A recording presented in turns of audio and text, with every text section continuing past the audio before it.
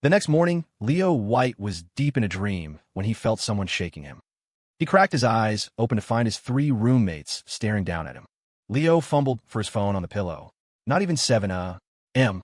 Are you guys insane? What are we doing up this early? Leo wasn't a shy sleeper. He could crash anywhere and sleep like the dead. Still sleeping. Shane Sia's voice was laced with theatrical disappointment. Is this how you plan to live your glorious college years? In bed, what happened to all that talk last night? Hitting the gym, having a chance encounter at the library? Leo sat up. They'd gotten carried away the night before, mapping out a perfect, hyper-productive college life. He sighed, a victim of his own hype. He steeled himself. Fine, but you better remember this. We're getting up this early every single morning from now on. You bet we are, Shane shot back instantly. Leo didn't bother arguing. He'd see how long that enthusiasm lasted. As he was brushing his teeth, his phone rang. He answered it, hitting the speakerphone button. Washing my face, go ahead. I'm at the dining hall. What do you want? I'll grab it for you. A collective went through the dorm room. Shane, Mark, and Chad, who had been waiting on their beds, swarmed around the phone. They shushed each other, their eyes wide with intrigue. A coffee and 2 breakfast burritos, Leo said. Got it, Chloe Jiang replied. Are your roommates with you? What do they want? They're robots. They just need to be plugged in. Before the words were even out of his mouth, the guys erupted in a chorus of mock outrage. Hey, what the hell, man? Hi, beautiful stranger on the phone. We'll have the same as him. Thank you so much. Chloe laughed and happily agreed before hanging up to get the food. At her table, her own roommates shook their heads. You always hear about how when a guy gets a girlfriend, his whole dorm gets fed, Stacy Dong remarked. How come with you? You're the one feeding his entire dorm. A sweet smile spread across Chloe's face. Because he's Leo, she added, besides, a little breakfast money is nothing. He gave me $10,000 in startup capital for my website. 10,000. Stacy and the other girls stared, dumbfounded. In 2004, that figure was beyond the comprehension of a typical college student. Chloe nodded nonchalantly, but her expression quickly soured. Unfortunately, I'm not the only one. The girls exchanged puzzled looks. Let's not talk about it, Chloe said, forcing a smile. Come on, let's go get their food. Back in Leo's dorm, his roommates were sizing him up with skeptical eyes. Shane asked tentatively, that voice. That wasn't Sophia, was it? The impression Sophia Sue had left on them was profound. They figured Leo had already won the lottery just by being with her. How could there be someone else? Nope, Leo admitted cheerfully, leaving them speechless. Aren't you afraid we'll tell Sophia? Some girl is bringing you breakfast at the crack of dawn, and you just let her. Leo looked at them, genuinely confused. Why would I be afraid? Chad Xiong gave him a thumbs up. Dude, teach me your ways. I'll pay for lessons. Leo shook his head, looking at Chad with mock pity. First, you have to be good looking. Of course, he continued. That's not the most important part. Mark Leong leaned in eagerly. Then what's the most important part? You have to have money. Leo's voice was matter-of-fact. Once you have money, you'll discover that even those untouchable ice princesses have a sweet and salty side. Shane nodded in solemn agreement. So, you're saying this girl bringing you breakfast, she's after your money? Leo didn't answer. He just clapped Shane on the shoulder. She drives a Land Rover. Her family doesn't need money.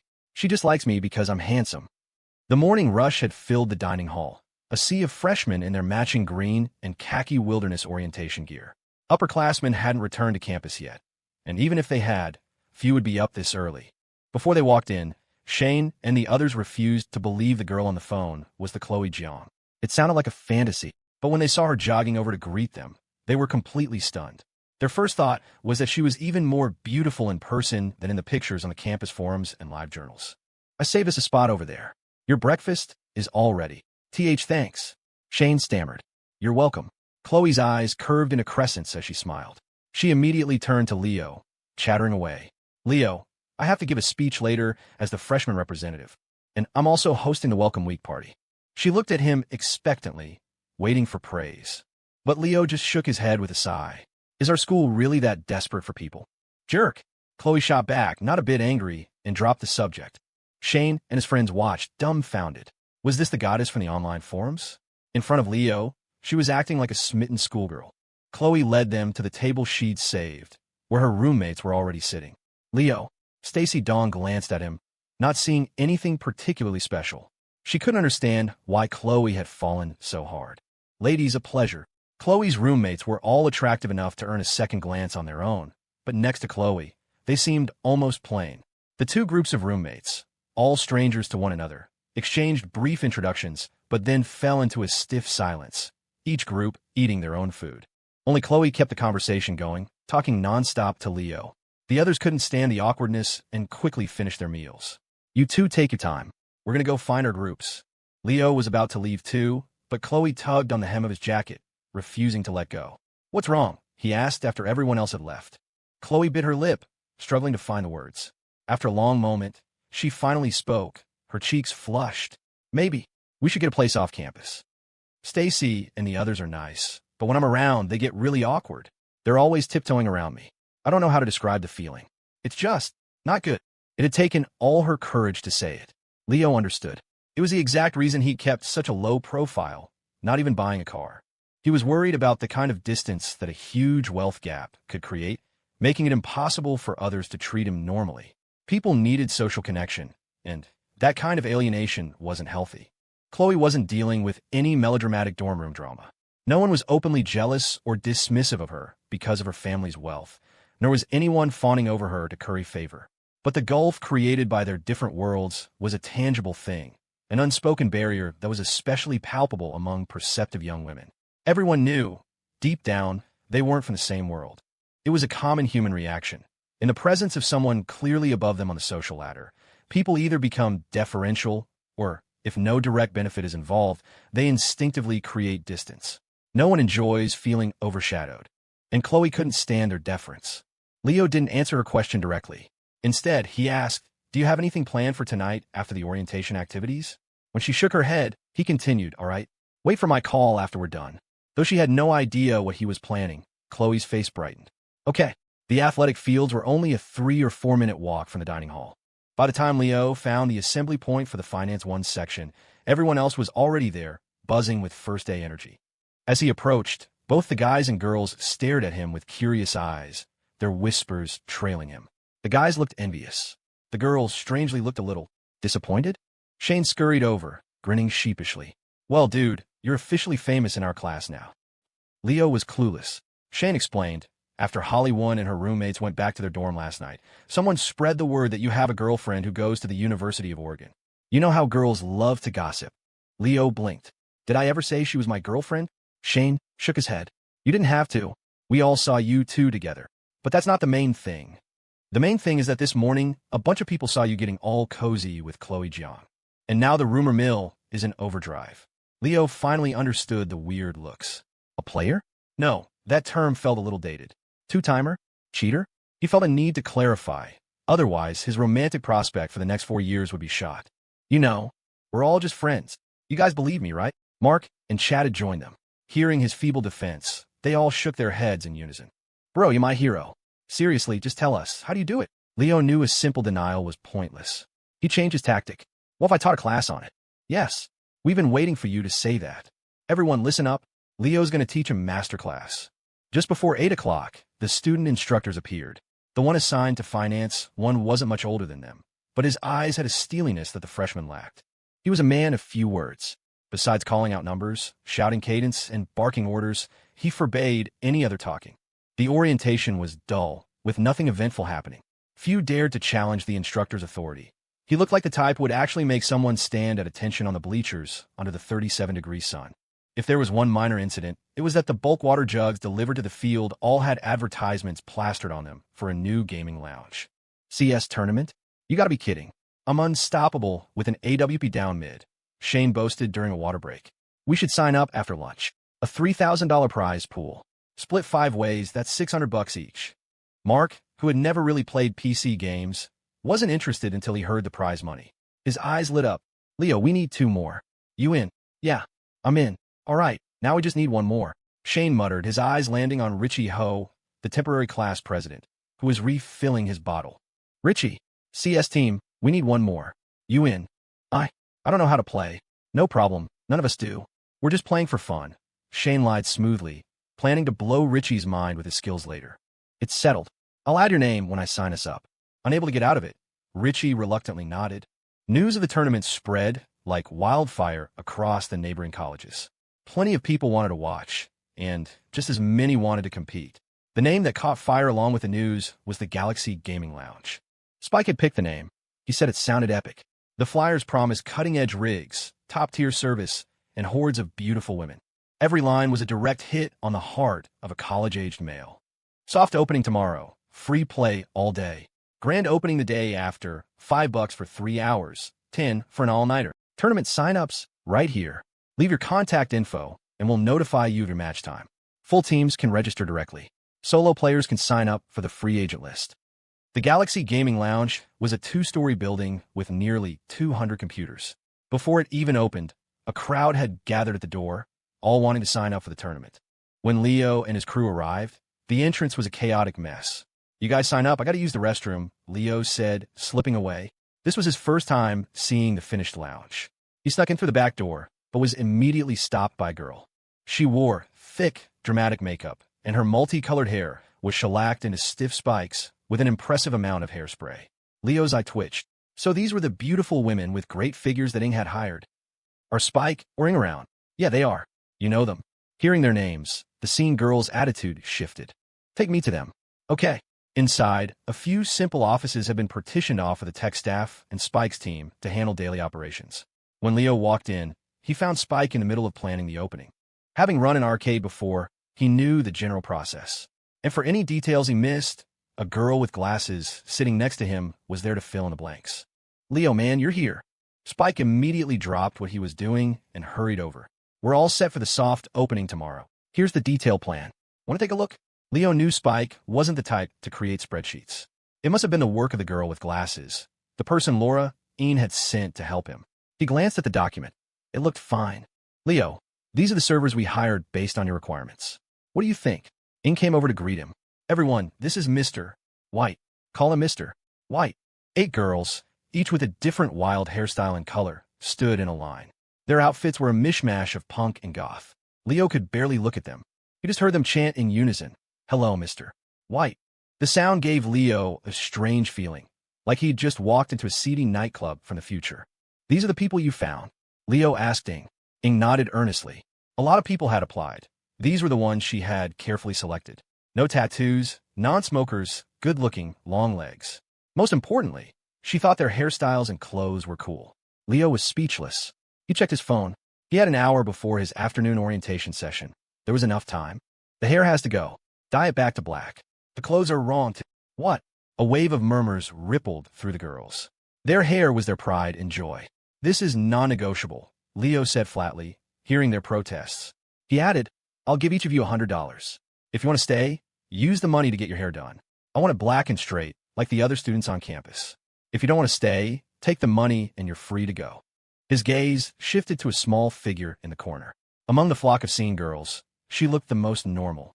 But ironically, her normalcy was the biggest problem. "How old are you?" A girl named Gabby had been trying her best to avoid his gaze, but he had singled her out. Still, she held onto a sliver of hope. 18. Ing chimed in. "Her name is Gabby Xin. She's really sweet and clever." Leo nodded. "Spike, take them outside and give them the money. Then wait for me for a minute." Spike nodded and led the girls out. Ing glanced back, wondering why Leo had kept Gabby behind, but she didn't say anything. Gabby pursed her lips, her head bowed. She realized something was wrong, but kept quiet. "You were the one who tried to pickpocket my friend the other day, weren't you?" Leo's voice was calm. At first, her figure had just seemed familiar. It took him a moment to place her.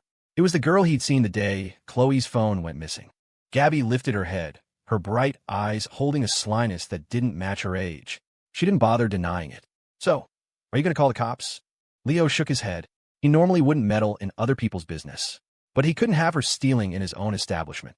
His customer base was a bunch of college students who were barely scraping by. If theft started happening, especially by an employee, it would not only ruin the business, but also weigh on his conscience. He wouldn't allow it. "I won't tell the others. When you get the money, just leave." Leo turned and walked out, leaving Gabby standing there, her expression a complex mix of emotions. "Ing, you're with me. We're going to buy uniforms. From now on, everyone in the lounge wears a uniform." Ing looked back at Gabby's dejected figure, but didn't ask any questions. "Okay, Leo." Leo took Ing and found Shane and the others at the sign-up table. In the 10 minutes he'd been gone, they had barely managed to squeeze their way to the front. "I've got something to do, so I'm taking off. Don't wait for me." Yeah, always so mysterious," Shane grumbled, too preoccupied with the crowd to pay him much attention. He just waved a hand in acknowledgement. "Just don't be late for orientation." There were plenty of clothing stores near the university campus. After visiting several, Leo finally settled on a look: pleated skirts, crisp blouses, and little bow ties. A pure, classic schoolgirl aesthetic. This Japanese-inspired style hadn't become mainstream yet, but it looked undeniably good on young women, especially those with long legs and good figures. Leo, was Gabby not a good fit?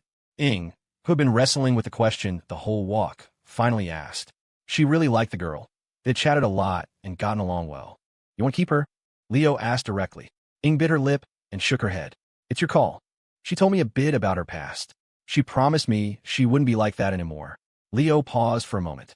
After some thought, he said, you guys can decide, but you have to be prepared for the consequences. If anything gets stolen in the lounge, I won't show any mercy. Ing nodded eagerly. Right, don't worry. It won't happen. Leo didn't object further. The gaming lounge was ultimately for Spike and Ing. They could make these decisions themselves. He had only interfered with the hair and clothes because he genuinely couldn't stand to look at them. After all, he planned on being a customer here too, and he'd much rather look at long legs than a chaotic rave. He didn't go back to the lounge. Once the uniforms were sorted, he headed straight back to campus. The afternoon orientation was supposed to be tedious, but Chloe, as if to declare her sovereignty, appeared with a cup of iced lemon tea and found Leo. Try it. I made it myself. I bought the ice from a drink stand. After a day together, many students now recognized Leo. Seeing this scene, they started to hoot and holler, catcalling about how a drink is never as sweet as when it's fed to you. Even the usually composed Chloe couldn't help but blush. Leo took a sip. The sweet and sour balance was perfect, but he furrowed his brow. What's wrong? Is it not good? Chloe asked nervously. It is a little sour, Leo nodded, then looked toward the noisy crowd and raised his voice. I'm not talking about the drink. I'm talking about them. A wave of groans and get a room swept through the crowd. Chloe couldn't help but laugh, a smile that could light up a room. Leo was long immune to it, but more than a few onlookers were completely captivated. All right, I'm heading out. I'll wait for your call tonight. Chloe waved and walked back toward her own group. She had only come to deliver a drink. Mr. White, your love life is certainly eventful, Hollywood said quietly, walking over as Chloe departed. Leo shot her a look. Mr. White? Sorry, you're talking to your brother Leo. Watch how you talk next time. Holly just smiled. Okay, brother Leo. Leo nodded, satisfied. Teachable. Holly pressed on. Brother Leo, you said yesterday that you like all pretty girls. So what do you consider pretty? Leo gestured toward Chloe's retreating back. At the very least, they have to be like her. Holly had always been confident in her own looks, but she felt a pang of inadequacy when she saw Chloe. It was mainly Chloe's effortless grace, the kind that only comes from a lifetime of privilege, that was so overwhelming. If Chloe was the standard for pretty, then there weren't many who would qualify. But Holly, ever the gossip, continued. What about Sophia? In terms of just looks, she probably can't compare to Chloe, right? Aren't you asking a few too many questions? Leo muttered impatiently. Still, he answered Sophia. She's in a league of her own. They both have their own unique charms. Holly's eyes twinkled as she teased him. So how do you choose? You talk too much, Leo grumbled, turning and walking away. Damn it. He hated multiple choice questions. Compared to the day, the evening training sessions were much more interesting. It was less about training and more like a big get-together. There were sing-alongs and dance-offs. Anyone with a shred of talent was eager to show it off, hoping to gain a preferential spot in a mating game. Leo sniffed the air, a mix of sweat and hormones. Shane, though a show-off, definitely had the goods. His a cappella rendition of The Strength Inside earned a round of thunderous applause. He sat down next to Leo, looking incredibly smug. So what do you think, Leo? Not bad, right? Leo nodded, not stingy with his praise. It was really good. Of course. It's my favorite song. He raised his voice when he said it, making sure the girl Anna Jing on the other side of the circle could hear him. Leo couldn't stand his arrogance. He leaned in and asked quietly, Since you love the song so much, you must know who wrote the music, right? Of course I know, Shane answered confidently. It's, Leo. Leo. Shane froze. The more he said it, the more wrong it sounded. Leo patted his shoulder and got up to use the restroom. Holy crap, it really is Leo. Get back here. Tell me that was just a coincidence. Shane was having a meltdown. Coming from Los Angeles, he had assumed he would be the star of the show here, the trendsetter of the whole business school. But ever since meeting Leo, he felt like he was being constantly one-upped. He had finally found some confidence in his singing, and now this guy was telling him he basically wrote the song? The first day of orientation ended at 7:30 p.m. Their class advisor, Mr. Liu, came over and instructed the students to return to their classrooms for a mandatory freshman orientation session. The young people, who had just been starting to have fun, groaned in unison. Just when you finally start to feel like a college kid, they send you back to a classroom? But grumbling was one thing. They still had to listen to the teacher. They could only hope the next night's session would be as fun. The orientation session was only for a few days, but the most annoying part was having to write a reflection paper on it. Mr. Liu led them back to the classroom and then left them to it. A speaker droned on about the school's history and code of conduct. This was also prime time for the various student government departments to recruit new members. Leo, what do you think? If I join the student government, is it better to join our school's chapter or the university-wide one? Mark asked while a senior from the publicity department was giving her spiel on stage. Shane, still sulking, leaned in to listen. He had made up his mind. If Leo went for the university-wide SGA, he would join the business schools. If Leo joined the schools, he'd go for the universities. Anything to avoid him. Otherwise, he felt he'd never have a chance to shine. Leo didn't answer directly. He asked Mark, "You want to start a business, right?" Yeah. Mark nodded eagerly. "If you want to start a business, go for the university-wide SGA. At least when you're failing a class from skipping too much, you can argue that you were busy with official duties. You might even be able to snag a few pre-signed absence forms with the school stamp on them. The business school government is different. The professors all know each other. One phone call, and they'll know exactly what you've been up to." Leo had never been to college, so he didn't know much. He was just making it all up, but it sounded convincing. It was everyone's first time, so they didn't know any better. After he analyzed a few more points, Mark immediately decided to join the campus outreach committee. He asked Leo if he wanted to join too. "Not really interested. The arts and culture committee sounds fun, though. I hear the girls who can sing and dance have great figures." At this, Shane couldn't help but retort, "You seriously want more? Are you planning on not leaving us even a single drop of soup?" Leo rubbed the back of his head with an embarrassed smile. "Well, how should I put this? Oh, right, the phrase is, cast a wide net, catch more fish, and then choose the best. It's always good to have more options." As soon as he finished, a group of guys crowded around him, their faces eager for more wisdom. "And another thing," Leo continued, "if you haven't decided who to pursue, or you don't know if you can win her over, you might as well try pursuing several at once. If you're chatting with 100 people on AIM at the same time, at least a few of them will reply. Basically, it comes down to one thing. Chase one girl, you're a puppy. Chase 100, you're a wolf. Become the wolf among puppies, and you'll be the king of the ocean." Just as Leo was getting into his sermon, a few student government officers walked in. "You students over there, please be mindful of classroom discipline. No talking."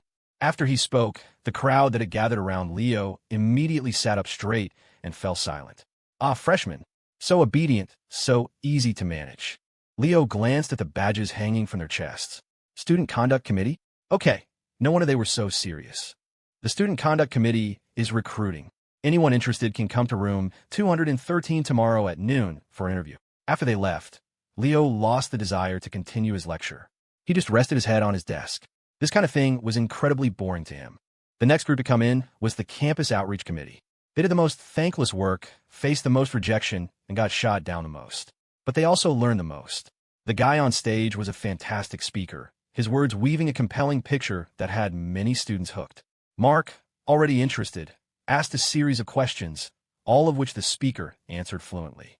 Just as he was about to leave, the speaker walked up to Leo's desk. Leo finally looked up.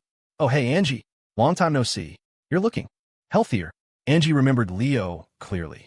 She had spotted him in the back while Mark was asking questions and decided to come say hi. After all, he was one of the freshmen she had personally welcomed. She never expected his first words to be so potent. She wasn't angry, just sighed. "It's been sunny, and we've been busy. That's just how it is. Anyway, I'm the head of the Campus Outreach Committee. Interested in joining?" Angie was sharp. She wasn't inviting Leo because she discovered his hidden talents during their brief interactions.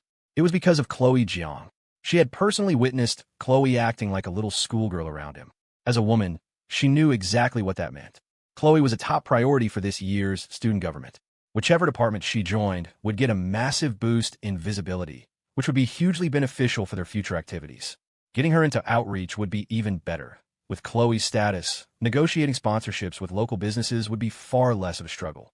Angie was playing the long game. She wasn't confident she could persuade Chloe directly, so she was starting with Leo. Leo had already been planning to join the student government. He wanted to experience college life to the fullest, and the SGA was an essential part of that. The Arts and Culture Committee was a joke. He couldn't sing or dance to save his life. Outreach was probably the best choice. Less work, just had to pull in some sponsorships for events. And that was something he could do with ease. Sure, I'm in. Pleased with his answer, Angie left, heading straight for her next stop. Chloe Zhang's Economics 1 class. Listening to the various student government pitches, Chloe took out her phone, intending to ask Leo which department he was thinking of joining. But then she put it back down. He'd said he would call her, so she could just ask him in person later. The pitch from the campus outreach committee was the best one, but Chloe didn't hear much of it. It wasn't until the thin, tan senior girl was standing in front of her that she snapped to attention. Hi, can I help you? Angie smiled. Hello, Chloe. I'd like to sincerely invite you to join our department. This same scene had played out several times already. Chloe would smile, nod, and say she'd think about it. She assumed this girl would leave after that, but she didn't seem to be going anywhere. Is there something else? Angie crouched down to be at eye level with Chloe and whispered, Leo is joining our department. Really? Seeing the change in Chloe's expression, Angie knew her guess was right. Yes. Okay then. If he joins your department, I'll join too. It's a deal. Angie's eyes crinkled into a smile. She added, Don't tell him I told you, okay? I know. Angie left, grinning happily. Chloe was happy too, already imagining Leo's reaction when he found out they were in the same department. Not long after the bell rang, Chloe's phone buzzed with a call from Leo. I'm at the A-wing exit of the academic building. Where are you? Wait for me. Leo hung up. The campus was a sea of freshmen in their camouflage orientation uniforms, making it hard to find anyone. Luckily, Chloe had a built-in spotlight. No matter where she was, she drew the most attention. Leo walked over with his 3 roommates in tow. Let's go. Time to eat. Okay, Chloe replied cheerfully. Whoa, wait. No way. Leo, man, are you just bringing us along to watch you two be all lovey-dovey? Mark and the others let out a collective howl of protest. Leo ignored them. So, are you eating or not? Eating. Never turn down a free meal. Then shut up. Yes, sir. You're the boss. Chloe watched Leo joke around with his friends, a pang of envy in her chest. Her roommates would never treat her like that. They'd agree to anything she said, and they never, ever teased her.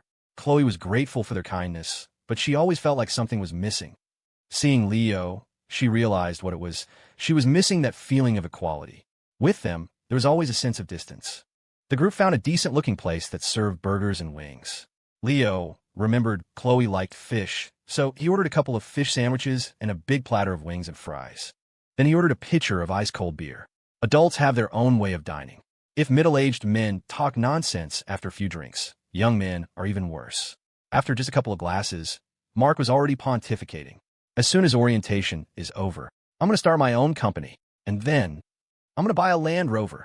Leo shook his head. Young people really had no idea how high the sky was. Shane muttered disdainfully. Start a company? Do you even have an idea? Do you know how to get traffic? How to build a customer base? If you don't, what the hell are you going to start? Mark shook his head woozily, looking smug. I don't know, but Leo knows. That's all that matters. Right, Leo? Before Leo could speak, Shane cut in. Leo? All right then, Leo. Tell us. How do you get traffic? How do you launch a project? Among the group, Chad had the best tolerance for alcohol. He had tried to join the conversation at first, but after realizing how far-fetched they were getting, he chose to stay quiet. He understood a simple truth. Never try to argue with a drunk person. But at this, even he looked at Leo with curiosity. Leo had also had a fair bit to drink and had stopped eating. At some point, Chloe had taken his hand and was now tracing circles in his palm. Feeling everyone's eyes on him, he spoke. Starting a business is easy, he said. For example, you go on the campus forums and post anonymously that on a certain day, you're going to make a grand, public confession of love on the main quad. Then you spread the word in all the class AIM chats. Before you know it, the whole school will know someone is making a big scene on the quad. Tons of people will show up to watch the drama. Then you set up a few folding chairs and just yell, chip soda, snack for sale. You think people will buy it? As he finished, he felt a sharp pain in his hand. He looked over and met Chloe's indignant glare. He had no idea what she was so mad about. The other guys let out a collective whoa. It was like a light bulb had gone off. That could work. Shane nodded eagerly. Mark chimed in, let's do it. But as soon as the words were out, he slumped forward and passed out on the table. The first one down. Shane didn't try to hold on any longer and followed suit. Leo, however, was still clear-headed. He said to Chad, let's get these two back. If you can't carry them, I'll call Richie to get a few more guys to help. But Chad just shook his head. Then he grabbed one guy under each arm and hoisted them up. I'm just worried they'll puke on me. It's fine. If they do, just make them do your laundry for a week. Chad nodded seriously. Good idea. After Chad left, Leo paid the bill and started walking with Chloe, with no particular destination in mind. They passed a hotel, and he glanced inside. Let's go. Get a room. The words were so sudden that Chloe panicked. Her breathing became noticeably faster. I don't have my ID. The pockets on their orientation pants were shallow. No one carried valuables. Leo hadn't brought his either. Muttering what a shame it was, he started walking back toward campus. When I suggested we get a room just now, what were you feeling? Chloe bit her lip, hesitating, too embarrassed to answer. Leo just said it for her. You panicked, right? And you were scared? And you thought I was being a total creep. He didn't give her a chance to reply. That's right. So, don't ever bring up that stuff about us getting a place together again. Because I can't promise I wouldn't do something. Animalistic. When Chloe didn't respond, he turned to look at her. But what met him was a sly, knowing smile. I was flustered, yeah, but I wasn't scared. Because it's you. Chloe truly hadn't been afraid. If she had brought her ID, she would have gone with him. It wasn't like they hadn't been in a room together before, and that time they had been drinking too. Leo was sure he must be drunker than he thought. He had to be hallucinating. He shook his head and kept walking. Even though it was only the first day of orientation, the lawn in front of the girls' dorm was already dotted with young couples. The nearby grove of trees was particularly lively, punctuated by the occasional giggle. If you want to get along with your roommates, you have to let them see what you have in common. You need to create empathy, Leo said, stopping at the entrance to her dorm and looking down at Chloe. Getting a place off campus is easy, but running away should never be your first choice. Chloe's cheeks were flushed. She nodded softly and called his name. Leo. Yeah. In an instant, he felt a warm, wet sensation on his right cheek. By the time he realized what had happened, he only saw Chloe's back as she scrambled away. Leo touched his face, then turned and walked away. Back at his dorm, he found Shane and Mark hunched over the toilet, fingers down their throats. The alcohol had clearly caught up with them. Leo's back. I thought you were. Chad was the only normal one, sitting on a chair on the balcony, eating sunflower seeds and watching the two of them. He was probably worried they'd slip and smash their faces into the toilet bowl. Damn shame, didn't have my ID, Leo said, shrugging. He was genuinely impressed by how calmly Chad was eating his snack. As he spoke, Leo pulled out his phone and snapped a few pictures of the two guys in the bathroom. Lightweights, he muttered. Chad nodded in agreement. 4 or 5 beers, and they were out. Too weak. Despite his teasing, Leo grabbed their rinse cups, filled them with water, and handed them over. They needed to rinse their mouths out after throwing up. Leo, Chad, Mark croaked. When we were drinking, did you guys secretly pour your beers out when we weren't looking? Chad shot him a disdainful look. Want to go another round next time? Shane shook his head frantically, clearly traumatized. All right, get some sleep. We have to be up early tomorrow. In college, no one cared when you went to bed, or even if you got up the next day. Skip class, and you get an absence. At the end of the semester, you get a failing grade. People say high school is the great divider, but college is where the real gaps start to form. The proud declaration from dorm room 718 about waking up early became a joke on the second day of orientation. Shane and Mark complained of headaches and refused to get out of bed until the last possible second. Chad, however, was disciplined. He got up early, got ready, and prepared to go for a morning run. Before he left, he asked Leo if he wanted to join. Not right now, you go ahead. I've got to head out for a bit. Today was the soft opening of the Galaxy Gaming Lounge. Leo wanted to check on the preparations. He wondered how many of the scene girls had decided to stay. And if they did, would they still greet him with the same gusto as yesterday? They should all be in their pleated skirts by now. The thought was strangely exciting. As Leo walked into the office, he saw Spike giving the girl with glasses a shoulder rub, a fawning smile on his face. He'd occasionally whisper something that made her blush and say, "Oh, stop it." Ahem. Leo knocked on the doorframe and cleared his throat. The girl's face instantly turned crimson. Spike quickly pulled his hands back, smiling sheepishly.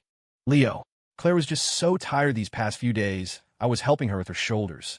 Leo replied with a meaningful tone. Well, you better make sure you rub them real good for her. Hiv. Spike, showing a rare, bashful side, quickly changed the subject. Leo, we're all set. Soft opening starts at 9 today and runs till 1 a.m. tomorrow. Free play for everyone during that time. We officially open for business tomorrow morning at 8. Leo nodded, then asked, Where's Zing? She's in the other break room, giving the staff a final training session, Spike said. You know, for that service with a smile thing you wanted. Good. Gaming lounges were everywhere these days. To stand out from the competition, you needed a unique feature. There was that one hot pot chain whose food wasn't great and whose prices were high, but they built a nationwide empire on a reputation for almost pathologically good service. Leo was bullish on the gaming and esports market for the next 16 years, so creating a unique brand was crucial. Service was the simplest feature to implement, and also the hardest to perfect. But Leo had his principles. Service couldn't be the only thing. Smiles are for customers with manners. For the ones who are rude and deliberately cause trouble. You know what to do, right? Don't you worry, Spike said quickly. It's all taken care of. Leo nodded. Spike had come from the arcade business. He knew the ropes and had connections. If he said it was handled, it was handled. A good chunk of the initial investment had been for greasing the right palms. In business, you couldn't get far without some social capital. That was true in any era. Next to Spike's office was the lounge's break room. It was simple, but it had a couch, a TV, and a water cooler. It was more than enough for a quick break. Leo had high standards for his employees, but he also provided them with the best care he could. Leo, take a look. Are you satisfied with this? Ing asked, gesturing to a row of female staff in matching uniforms. There were 10 of them today, up from 8 yesterday. Enough for day and night shifts to cover the lounge's needs. Seeing one person in a pleated skirt might not be a big deal, but seeing 10 of them in matching pleated skirts at the same time, the visual impact was significant, especially since every one of them had slender, straight legs. It was a feast for the eyes. Perfect, Leo praised. This was the vibe. If it were his choice, he'd definitely choose to game here. The prices were all about the same, but this place was way easier on the eyes than any other lounge. He also spotted Gabby. He was surprised she had actually stayed. The salary for a lounge attendant couldn't possibly compare to her old line of work. But he didn't ask. Leo did another quick tour. Snacks, instant noodles, and drinks were all stocked. The prices were reasonable, perfectly suited for a college student's budget. Spike walked with him, explaining the setup and occasionally offering ideas. Claire was saying the front counter is actually too big. We could build a kind of drink bar there. Young people love bubble tea now. We could combine the two. Leo glanced at Claire. She was on loan from Laura Ian. According to Laura, she was full of ideas, had a sharp mind, and was capable of managing on her own. Anyone who earned such high praise from Laura Ian had to be exceptional. Leo also noticed that every time Spike spoke, he reflexively brought her up. It seemed like something was developing there. He wondered if she'd even go back to Rush's organ division when her temporary assignment was over. I left the counter big on purpose, Leo said. It was for adding a drink bar later. If you guys think it's feasible, go ahead and get it done. You can also change the name of the place. Call it Net Cafe. College is full of moments that become unforgettable memories. Freshman orientation is one of them. It's not that anything particularly profound happens. It's mainly that after 2 weeks, everyone is a visibly darker shade of tan. It would take months to get back to normal, and some never would, continuing on a path of ever-darkening skin. On the final night of orientation, even the strict student instructors started singing. At first, it was rah-rah songs about unity and strength. But later, it turned into sad military ballads, and some of them started to cry as they sang. At the end of the day, they were just ordinary people doing an extraordinary job. Orientation ended after 8 p.m., but instead of leaving, the crowd on the main quad grew even larger. Being a spectator was a core part of a college student's nature, especially for a public confession of love. A huge heart made of rose petals covered the ground, encircled by another heart made of glowing candles. Leo looked at his masterpiece with satisfaction. It looked pretty good. The crowd swelled, forming a tight, impassable circle around the confession site. Leo, are you sure we're not going to get beat up for this? Mark asked, his voice trembling beside Leo. Don't worry. If anyone's getting beat up, it's him, Leo said, pointing at Shane, who was standing in the center holding a bouquet of flowers, dressed in a full suit. Mark relaxed and pulled out a megaphone, placing it on a pre-prepared folding table. Chips, soda, snacks, and water. Get your snacks right here. The night was already hot, and the dense crowd made it even more so. If it weren't for the promise of a spectacle, people would have left long ago. Just as their patience was wearing thin, the sound of someone selling drinks was like a gift from heaven. Business was inevitably brisk. Crucially, campus security was stuck outside the crowd, unable to interfere with the makeshift stall. Within half an hour, they were sold out. Mark and Chad quickly packed up and left. It was only then that they realized Leo had vanished. The crowd was getting restless. The extra-long candles had burned down to stubs, and there was still no sign of the female protagonist. Is she coming or not? What's going on? Hey, handsome, did you actually arrange for someone to be here? Hearing the grumbling, Shane lowered the flowers and sighed dramatically. Hey, everyone, I'm so sorry. Her friends just told me the crowd is too big and they can't get through. Next time, I promise. Next time for sure. Only Shane could pull this off with such a straight face. A chorus of boos and groans rose from the crowd. He ignored it and began cleaning up the mess himself. He had even brought a broom, which he'd stashed nearby. He put on a look of profound heartbreak and melancholy. Instantly, the crowd's frustration turned to sympathy. You got this, man. Don't give up. You'll get her next time. Hey, handsome. Can I get her IM screen name? You're such a good guy. Most people leave a huge mess after these things, but you're actually cleaning it all up. Shane pursed his lips into a sad smile. Inside, he was ecstatic. The petals were a mix of real and fake, and the candles weren't fully burned. They could be used again. From the edge of the quad, Leo was laughing so hard he was almost in tears. Shane's performance was Oscar-worthy. Leo, you guys are so mean, Chloe muttered beside him, pouting. Such a romantic confession. And it was all just a ploy to sell snacks? And they were even planning another one. Mean, Leo scoffed. The spectators got their entertainment, and we got paid for our hard work. It's a win-win. How does that mean? Chloe knew she could never win a verbal sparring match with Leo. His ability to twist logic was unparalleled. She quickly changed the subject. Would you ever do a confession like that? Leo looked down at her and sighed. I once laid my heart out for someone. It got stepped on. So no, never again. Chloe's heart ached unexpectedly at his words. After a moment, she said softly, Leo had just been speaking off the cuff. He didn't expect his words to nearly make her cry. What? If I had pulled you into the middle of that circle and asked you to be my boyfriend, would you have said yes? Leo thought about it seriously, then answered, probably. Seeing her eyes light up, he quickly added, don't get the wrong idea. It would only be to save you from being embarrassed in front of all those people. Right now, I don't have the sense of responsibility that a boyfriend should have. Chloe wasn't angry. In fact, she was a little touched. Leo could be surprisingly gentle sometimes. What if you have that sense of responsibility someday? Leo just shrugged. Then you can congratulate me. It'll mean I've finally met the person I'm willing to give everything to protect. She watched his back as he walked away, standing in front of her dorm for a long time, replaying his words. If Leo really did meet someone he was willing to give his all for, what would she do?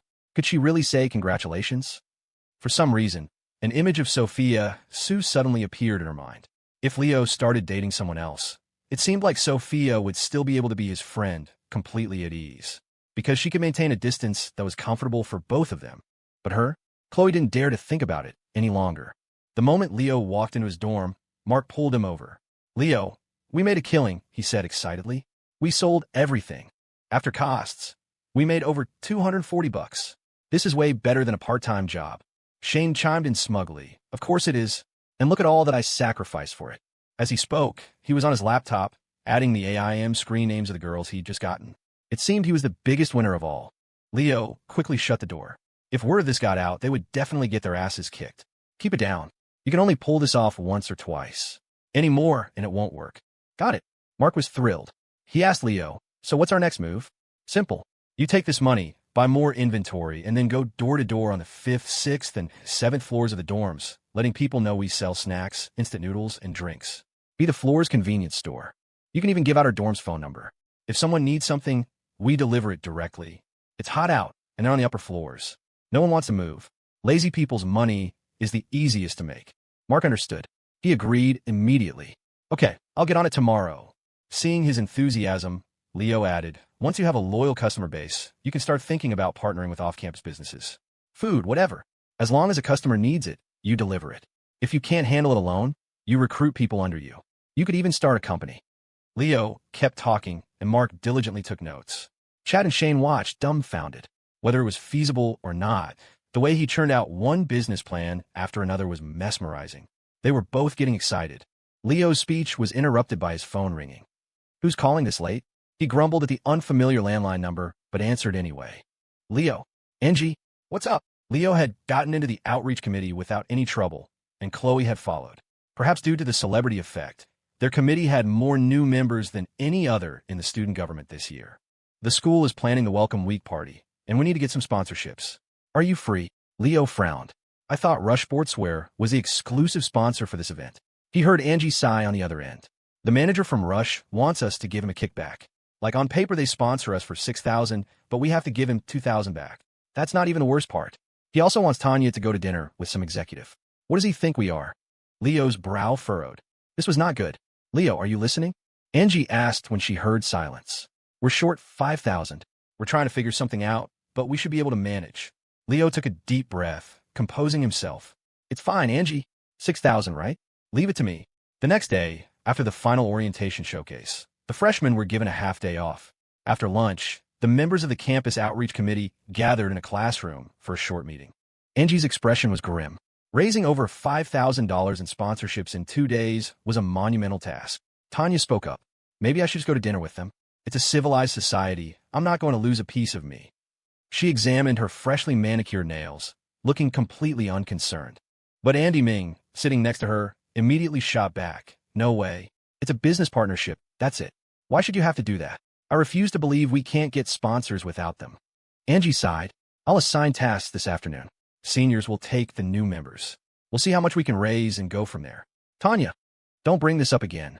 As Angie assigned tasks from the front of the room, Leo and Chloe were chatting in the back row, not hearing a word she said. The person in front of them finally had enough, turning around to scold Leo. Angie is talking. Can you please pay attention? And stop bothering Chloe all the time. Leo was baffled. Who was bothering whom? He didn't argue, just glanced at Chloe. She quickly turned her face to the window, blushing. She had been the one pestering him. Angie noticed the commotion and looked toward them. Leo, Chloe, you two are with me. Your goal is $2,000. Is that okay? Angie had assigned goals to everyone. The others were in the hundreds, but she had taken the largest share, asking for $2,000. No problem, Leo said. He already had a plan, so the amount didn't matter. Chloe had no objections either. After the tasks were assigned, everyone went their separate ways. Angie was about to lead Leo and Chloe toward their target area, but Leo stopped her at an intersection. Angie, there's a new net cafe that just opened on this street. They'll need publicity. Let's ask them first. The businesses on the street where the Galaxy Net Cafe was located were the hardest to negotiate with. Their business was already good. They didn't need to spend money on advertising or sponsorships. So, they weren't on Angie's initial list. But since Leo had suggested it, she nodded. All right, let's give it a try. I'll do the talking at first. If I miss anything, you guys can jump in. Angie was still briefing Leo on the do's and don'ts. Getting money wasn't easy. But Leo waved his hand impatiently. Just follow my lead. He started walking toward the cafe. A helpless Angie looked at Chloe, who just shrugged and smiled. Don't worry, it'll be fine. All you have to do is firmly refuse Rush Sportswear when they contact you again. Don't worry about anything else. Chloe was also furious when she heard about the Rush situation. At first, she thought about giving Leo some advice on how to handle it. But it was clear he didn't need it. He already had a plan. Angie was confused, but didn't ask any more questions. If Chloe said it was fine, then it was probably fine. The Net Cafe had been open for 2 weeks and was already a massive hit. As they walked in, 2 girls in pleated skirts greeted them at the door. Welcome, they chirped, their smiles bright and genuine. Leo, you're here. The 2 girls grinned and came forward to greet him. Chloe pouted slightly, stepping forward to stand shoulder to shoulder with Leo. She shot a subtle glance at the 2 girls. The meaning was crystal clear. Although the girls were only around 20, not much older than Chloe, they had entered the workforce earlier and understood social cues perfectly. They each took a step back, creating a small distance to show they meant no harm. Leo, what can we do for you today? This was Angie's first time in this cafe. She had heard the service was enthusiastic, but she hadn't expected it to be this personal. They even knew customers by name. Could you get her boss for me? I need to talk to him about something. The boss? One of the girls blinked. Spike had told them there was only one boss here, and it was Leo. Leo saw her confusion and repeated himself. Get Spike for me. Okay. Spike was there in a flash, jogging over. Leo, what's up?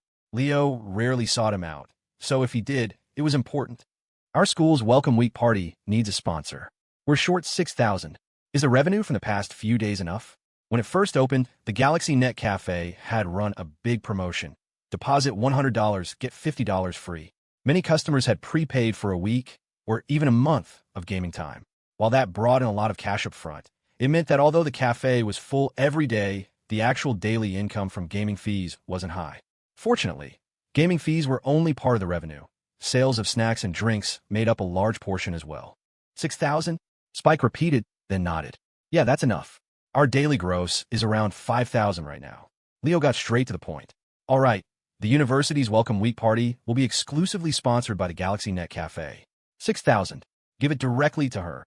He pointed at the still stunned Angie. Spike immediately agreed. Okay, do you need it now? You two can handle the details. After saying this, Leo walked over to Angie. Angie, I got you the sponsorship.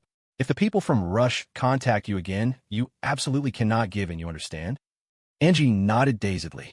What Leo had done seemed so simple, but she had a feeling there was much more to it. Leo didn't stick around. After a brief word, he left. Then he pulled out his phone and called Laura Een. Laura, hearing his voice, Laura Een felt a knot in her stomach. He never sounded this serious. What's wrong? You remember what I told you about sponsoring the freshman events at the major universities, right? Leo said, and you should have already delegated that task. I don't care who you have doing it, but I want the sponsorship rights for my university. If you can't even give away money. He didn't finish the sentence. For adults, a hint was enough. Leo hung up. Chloe handed him a bottle of water. When a company gets big, this kind of thing is bound to happen. Don't be too upset. Just try to prevent it in the future. Leo nodded. He was also relieved that he had been the one to discover it before it blew up into a major scandal. If it had gotten out, the damage to Rush's reputation would have been immense. Now he was wondering, of all the rumors about Rush online, how many were true and how many were false? Rush's brand had been built on a modern, viral marketing model. It had spread quickly, but its foundations were still shaky. If its reputation was ruined, it would be over. He came back to his senses and saw Chloe staring at him, looking like she wanted to say something. He couldn't help but ask, "What is it?" Chloe pouted, then glanced at the girls in pleated skirts and white blouses inside the cafe. She asked tentatively, "You like this style of clothing, huh?" She had noticed that his eyes had drifted several times to the girls' long legs under their skirts. With the sponsorship issue resolved, Chloe felt perfectly justified in dragging Leo downtown for an afternoon of shopping. While there were plenty of clothing stores around the university, none of them met her standards. Her local classifieds website was now generating a decent income, enough to cover her expenses.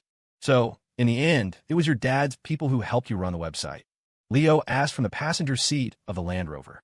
Yeah, is there a problem with that? Leo shook his head. Nope, being born lucky is a skill too. Chloe didn't argue, just said quietly, I only used the people and some of the resources he provided. I never accepted his investment. The site was built entirely on the $10,000 you gave me. Leo gave her a long look. If she hadn't been driving, he might have reached out to feel her forehead to check for a fever. Wasn't this the pot calling the kettle black? What was the difference between that and taking money from Ethan Jiang? But for the sake of his own safety, he changed the subject. By the way, what's your dad been busy with lately? I heard he's been buying up a lot of land. At the mention of her father, Chloe's brow furrowed. She hesitated for a moment before saying, I don't know why he's doing it. He hasn't told me, but I've heard things from some of my uncles. He's mortgaged a lot of assets and is just buying up land in some city. I don't even know which one. Leo could clearly sense her worry. He offered a token reassurance. Don't worry. If he's just buying land, in a few years, your next few generations will be set for life. Buying land in 2004, as long as the location wasn't terrible and his luck wasn't abysmal, was a guaranteed win. It was just a question of how much he'd make. Ethan Jiang had deep connections and a wide range of information channels. It was highly unlikely he'd make a mistake. Of course, accident could happen, but the probability was low, so there was no point in adding to Chloe's anxiety. Leo understood Ethan's thinking.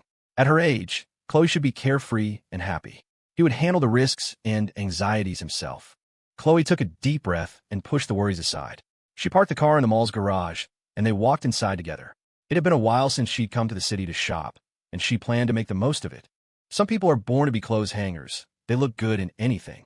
Chloe was trying on endless outfits, mostly of the youthful, vibrant style that Leo seemed to like. Leo, you really have a thing for long legs, don't you? Chloe asked, coming up to him after paying, several shopping bags in hand. Anytime she tried on pants, he said he didn't like them. But every pleated skirt or pair of shorts she showed him, he loved, even asking her to model them for him. His preference was obvious. Leo, sipping his bubble tea, admitted it freely. He even asked her, do you know why? Chloe was curious. She blinked, signaling for him to explain. Because legs are all you've got. What else am I supposed to look at? It's not like there's much else. As he spoke, his gaze drifted to her chest, which was proud but not exactly magnificent. Chloe puffed out her cheeks indignantly. Don't talk about that. Every time she talked to him, he would find a way to subtly, or not so subtly, insult her. But weren't all girls her age like this? Fine, I won't, Leo said, turning and walking ahead. Shopping with women was a killer. Chloe caught up and blocked his path, holding out the shopping bags. Such a pain, Leo grumbled, but he took them anyway. Chloe's face broke into a smile. Leo was all bark, no bite. They walked in silence for a while. Then Chloe asked tentatively, Leo, whose legs are better, mine or Sophia's? Leo had just taken a sip of his drink and nearly spit it out. What did you say? Chloe blushed and repeated in a smaller voice. I asked between me and Sophia, who has better legs. Leo wiped his mouth. Then he said, Sophia's. Seeing her look of disbelief, Leo explained. She hurt her foot during the camping trip. When I was applying medicine, I couldn't help but touch them a little extra. They felt really nice. That's a serious bonus point. I've never touched yours. Chloe was already regretful about missing the camping trip. Now she was even more annoyed. But she lifted her chin and looked at Leo. You're just trying to provoke me, so I'll let you touch my legs, aren't you? Leo felt a flicker of awkwardness, but didn't let it show. He just wondered to himself when Chloe had gotten so smart. Did I? I don't think so. Let's go back to school. He turned and headed for the parking garage, bags in hand.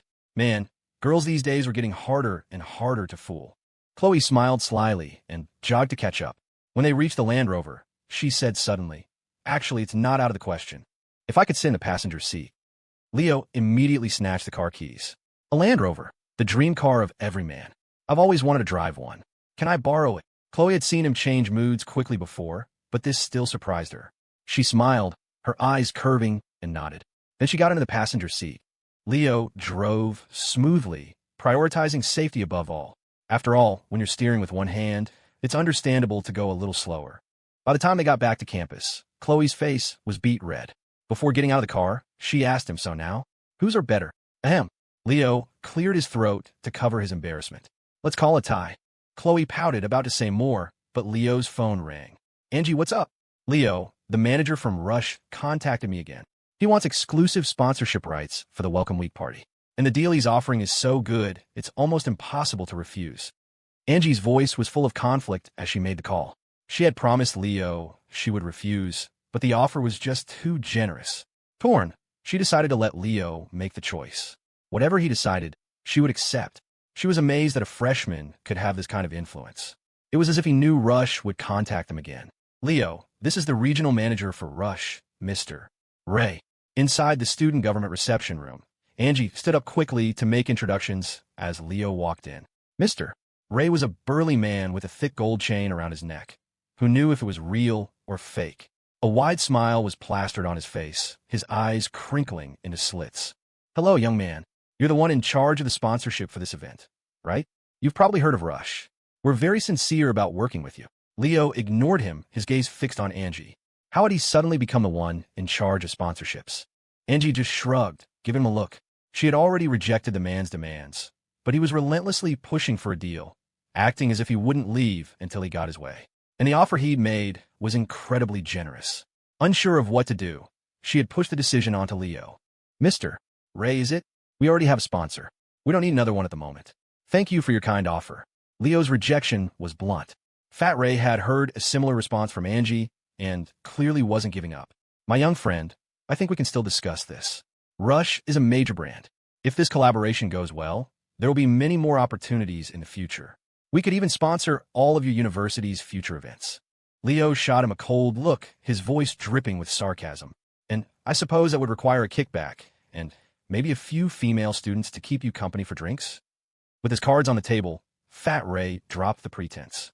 The smile vanished from his face. He pulled out a cigarette, completely ignoring the setting. Before he could light it, Leo stopped him. No smoking in the school offices. He pointed to the no smoking sign on the wall. The man's face darkened, but he put the cigarette away. He could tell that if he lit it, Leo might actually get physical. I'm only calling you, young man, to be polite. Don't push it. A bunch of college kids thinking you're hot stuff. If you can't make the call on this sponsorship, I'll just go to your school's leadership, and I'll be sure to tell them how you do things. Rush will be sponsoring plenty of other universities. Your school won't see a dime. Leo shot back, annoyed. Are you done?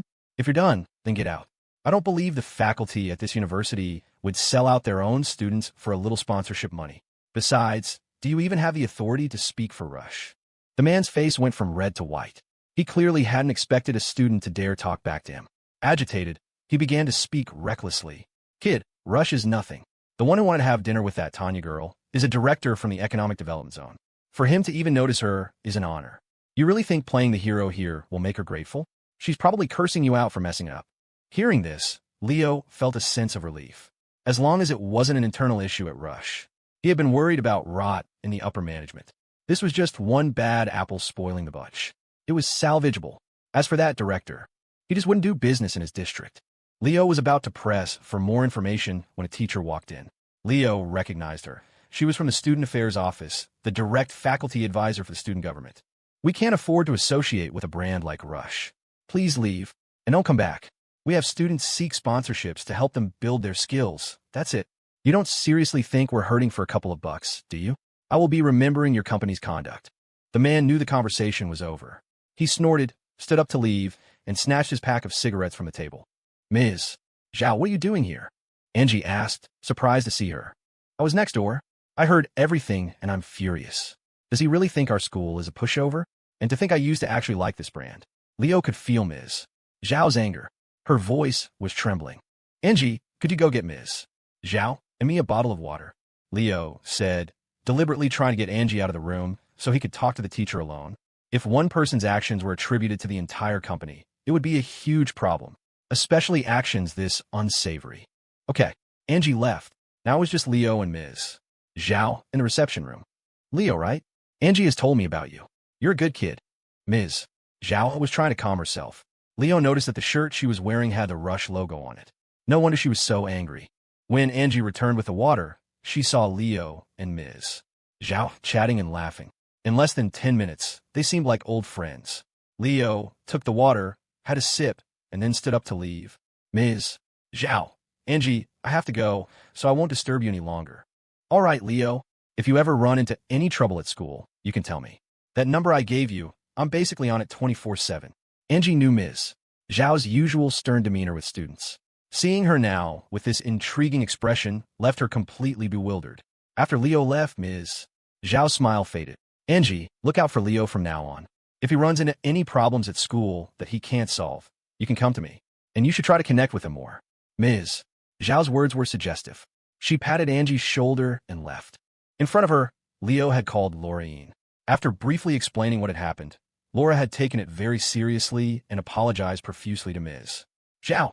Although she hadn't explicitly stated Leo's identity, Ms. Zhao had already pegged him as the son of some major figure at Rush. Most importantly, Laura had also said that not only would they provide a satisfactory resolution to the university, but they would also actively pursue a partnership, giving their graduates priority consideration for Rush's management trainee program.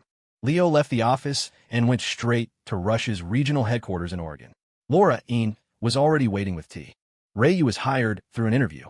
In less than 2 weeks, he opened up markets in 2 new regions.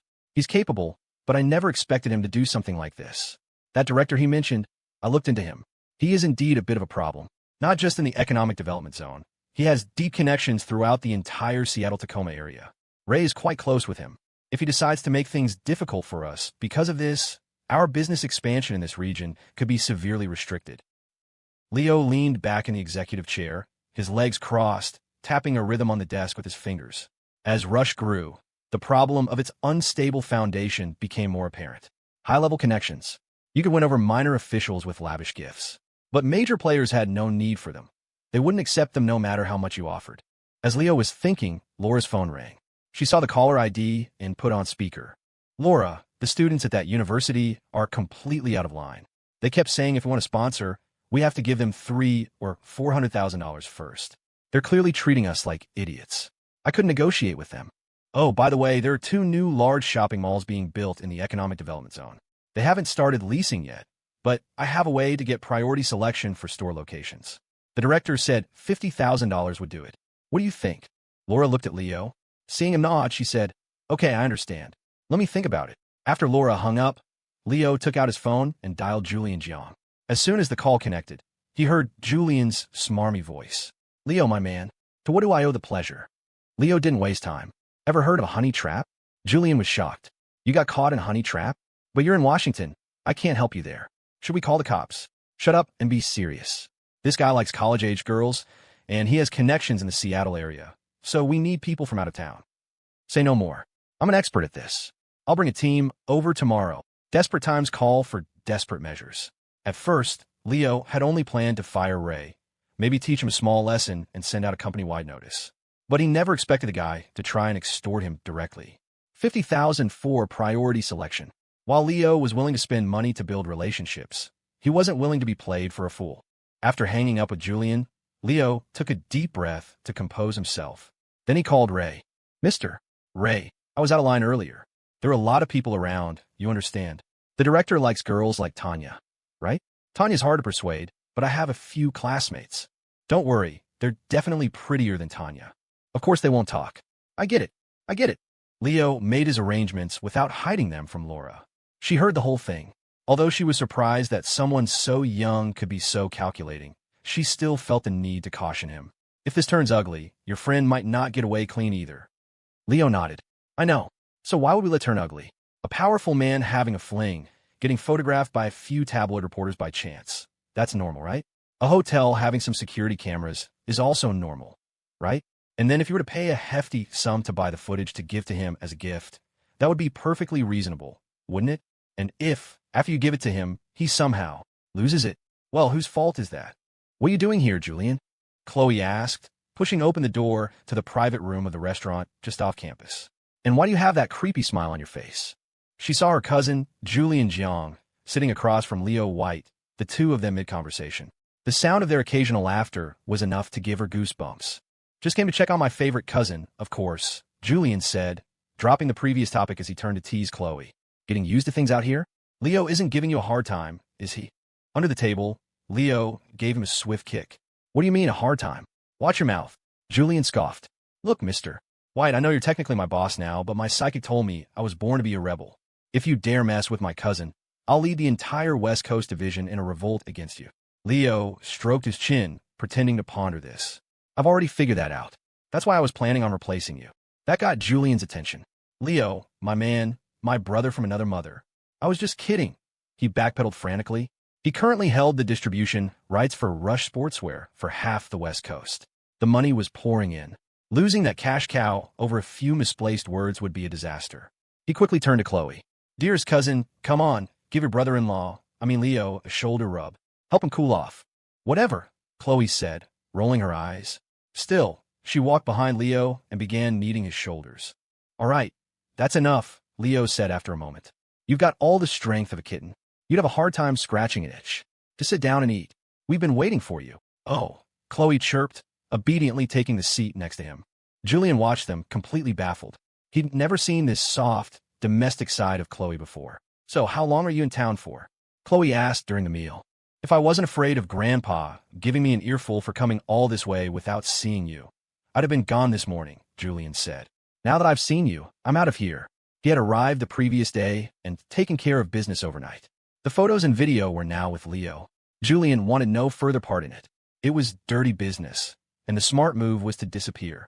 Right before Chloe had walked in, he and Leo had been laughing about how their target, that county director, was all bark and no bite. He'd thought the game was just beginning, but it was already over. The guy had foolishly brought not one, but two girls back to his room. The sheer audacity of it was what had made them laugh so hard. Chloe was just being polite. She had no plans for him. All right then, don't let the door hit you on the way out. Will do, Julian said with a nod. He then added, you should come visit me in Portland sometime. I'll introduce you to your future sister-in-law.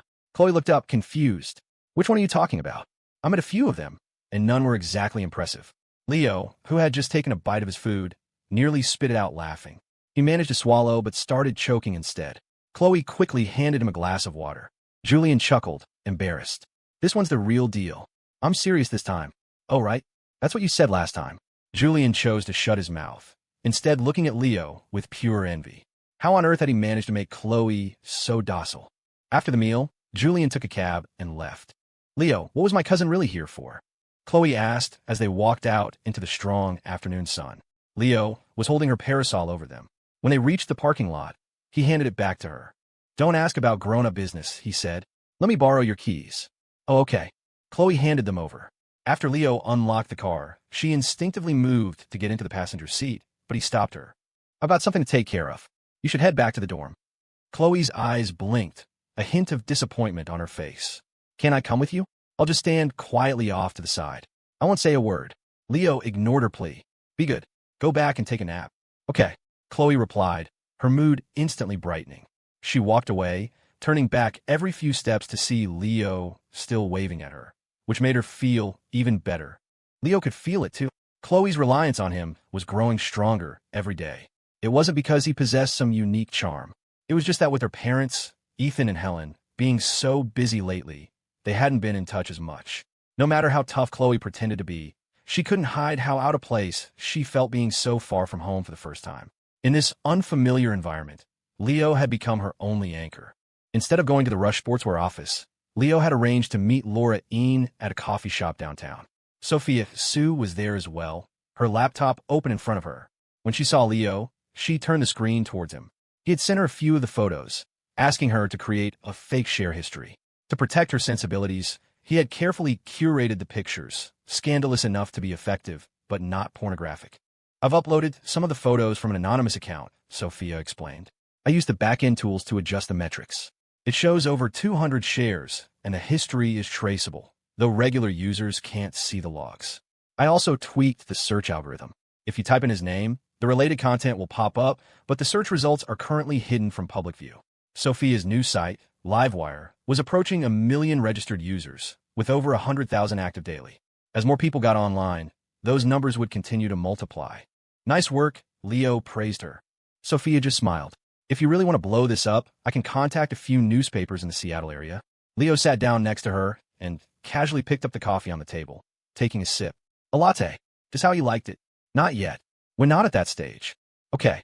Laura Een arrived a few minutes later. Leo handed her the memory card and had her take a few pictures of the Livewire post with her phone. He coached her on what to say, then sent her on her way. Once the director discovered the leak, he would be in a full-blown panic. That's when Laura would swoop in, claiming she had contacted the website, had all the content deleted, and even secured the original files. The rest was up to her. Even if the director realized it was a setup, it would be too late. All he could do was rage impotently and blame the whole mess on Fat Ray, who had brought in the girls in the first place. See? Lust is a knife hanging over a man's head, Sophia added, a meaningful look in her eyes. Why are you looking at me like that? Leo asked. I'm not that kind of guy. Sophia's eyes curved into crescents as she smiled, her gaze fixed on him. Leo started to feel a little flustered under her steady stare. All right, don't you have a class this afternoon? Want me to drive you back? Sophia's reply was immediate. No class today. She paused, then asked, You and Chloe went clothes shopping a while back, didn't you? As they walked through the mall, Leo couldn't help but notice the stark difference between Sophia and Chloe. Chloe would march into high-end brand-name stores, and if she liked something, she'd buy it on the spot without a second thought, her style a clean, preppy campus look. Sophia, on the other hand, was a browser. She lived up to the verb in window shopping, and her mouth was never idle. Roasted corn, funnel cakes, cotton candy. If she saw it at a food stall, she wanted it. And as she ate, she complained.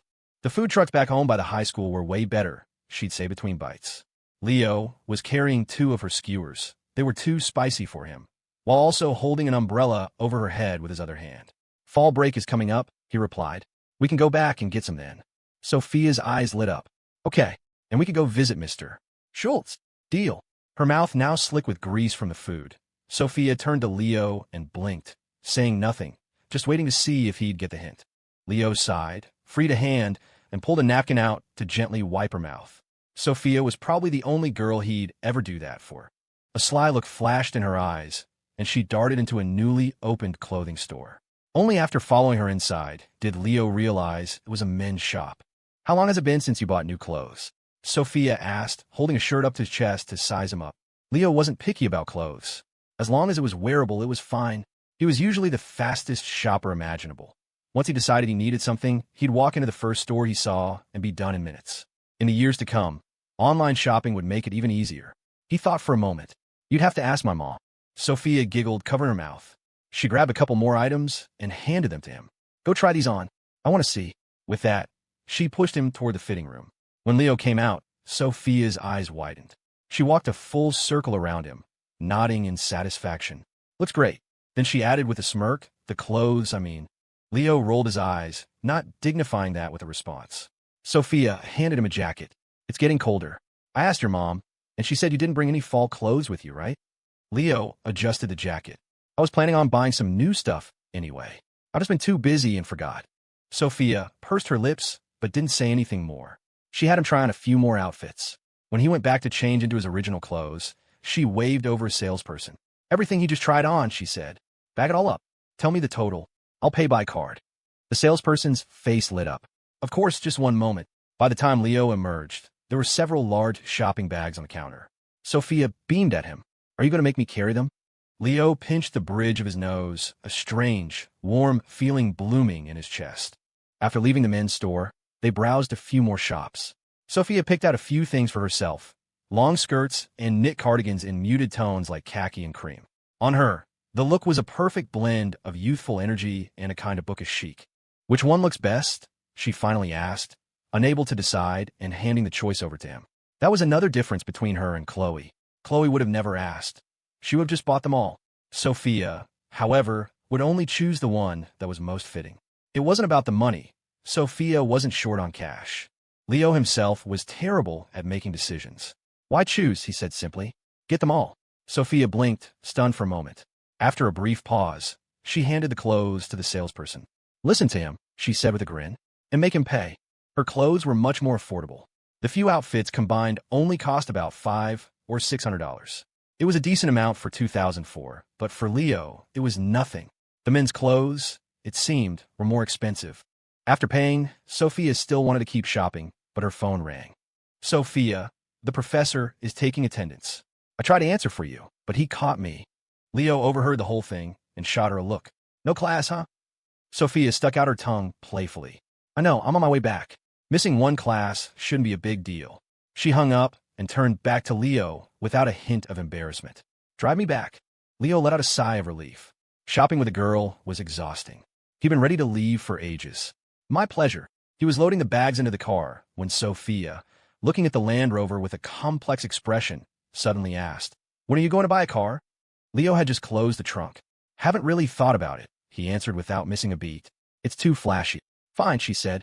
I'll buy one in a couple of days. You can drive it. Without explaining, Sophia got into the car. As Leo was driving, a call came in from Lorraine. It seemed the plan was in motion. He couldn't answer while driving, so Sophia, after getting a nod from him, hit the answer button and turned on speakerphone. I've made contact with Gabby, Laura said. She's willing to do it, but she has one condition. Leo had asked Laura to have Gabby swipe the memory card back after giving it to the director. It was her specialty, after all. It was only fair she had a demand. What condition? Leo asked. Her brother got arrested. It's either pay a fine or he gets 3 years in jail. How much does he need? Not much. Just $5,000. After dropping Sophia at her dorm, Leo drove to the Galaxy Gaming Lounge. In the break room, Gabby Xin was sitting next to a haggard-looking, middle-aged man with a scruffy beard. The girl who sold walnuts was there too. Mr. White, you're here, Laura Een said, standing up to greet him. Is everything taken care of? Leo asked. Laura nodded. Shouldn't be a problem. Leo said nothing more, taking a seat across from Gabby and her brother. We've held up our end of the bargain. Now, you know what you have to do, right? Gabby's expression was complicated, but she nodded. Yes.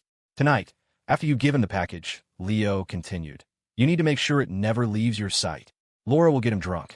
When he leaves, Leo trailed off. Gabby wasn't stupid. She understood. I know what to do, she said. Seeing that Leo was about to say more, she cut him off. And don't worry. Even if I get caught, I'll say it was all my idea. There was no one else involved. Leo smiled. The $5,000 was well spent. And you? He asked, turning his gaze to the middle-aged man. The man was a picture of dejection, an air of unspeakable weariness about him. I. He hesitated for a long time before sighing, unable to form the words. Leo didn't press him. He just asked Laura to go get Spike. When Spike arrived, Leo asked him, Since we've opened, have there been any thefts? Customers losing their belongings? Spike quickly waved his hands. No, nothing like that. We're very careful about security. Leo nodded, then turned back to Gabby's brother.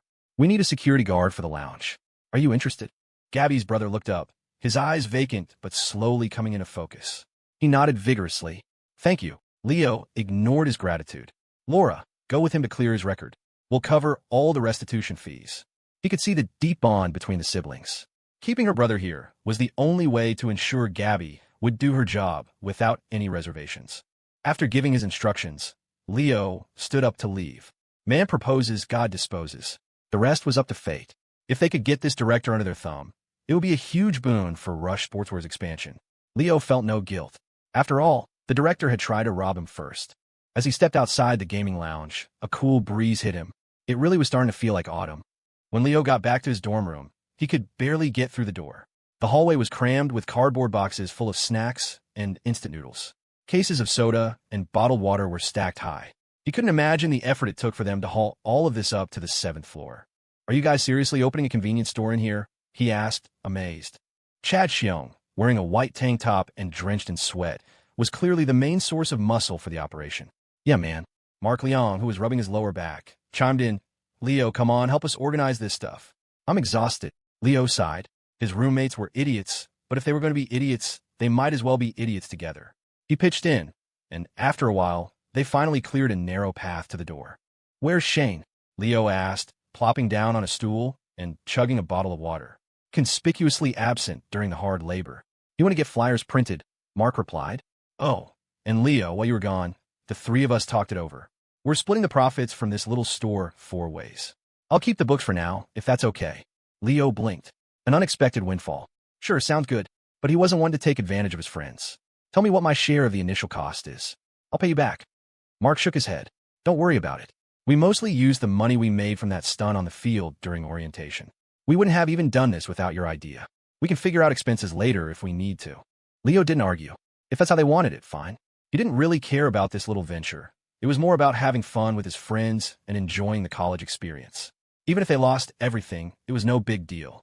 He could cover their losses. Seeing them reminded him of something. Didn't he have that poor sap of a high school class president who took a year off to do charity work? He pulled out his phone and gave Kevin Liu a call. "Well, look who decided to remember I exist, you asshole." Even through the phone, Leo could hear the deafening roar of a tractor. Kevin's tone was harsh, but Leo wasn't offended. Just a few months ago, the kid would blush if he said the word crap. Now he was talking like a seasoned cynic. Leo wondered what he'd been through to change so much. "Just call and make sure you're not dead," Leo retorted. "Glad to hear you're not. Don't you worry about me," Kevin shot back. "I'll definitely outlive you." "You're probably right," Leo said without missing a beat. The good die young, after all. Kevin knew he couldn't win a war of words with Leo, so he changed the subject. "We had a huge harvest this year. The apples and lavender did great. And the trout we're raising in the irrigation streams, like you suggested, are already half a pound each. The problem is distribution. The local buyers are total sharks. Did you find us a better channel?" Leo was stunned. "Are you sure I told you I'd find you a sales channel?" he asked uncertainly. He had no memory of that.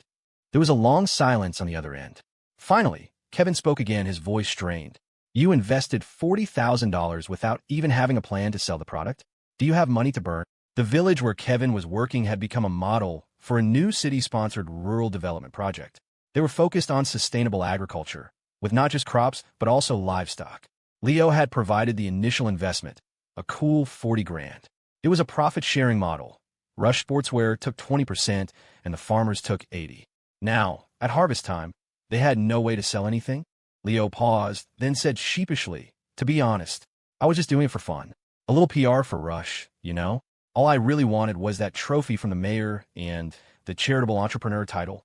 I never thought you'd actually make it work." Kevin took several deep breaths to compose himself. "If we don't find a buyer, the apples are fine. We can store them. The fish are fine too. They can just keep growing. But the lavender won't wait. Mr. White, whether these farmers see a profit, whether they see a future in farming that might bring more young people back to the land, it's all on you now." Leo suddenly regretted making the call. His carefree day was officially over. He sat at his desk, his fingers tapping rhythmically on the surface, a habit he had when he was thinking. After a long moment, a person and an idea came to mind. He picked up his phone and called Catherine. "Kat," he said, "you still owe me a guest spot on your show, right? And have you found a location for the next episode?" Leo continued. "How about a farm? Out in the countryside during the harvest? It'd be great for ratings. It's peak season for apples right now. The visuals would be amazing." There was a pause on Kat's end. "Which little starlet are you trying to promote now?" "It's not like that," Leo quickly denied. "I have a high school friend, a really good guy, who needs some help." After Leo briefly explained Kevin's situation, Kat immediately agreed. "Done. His story is perfect. We can build a whole narrative around him, get him a ton of fans. I'll even ask him if he's interested in signing with my agency."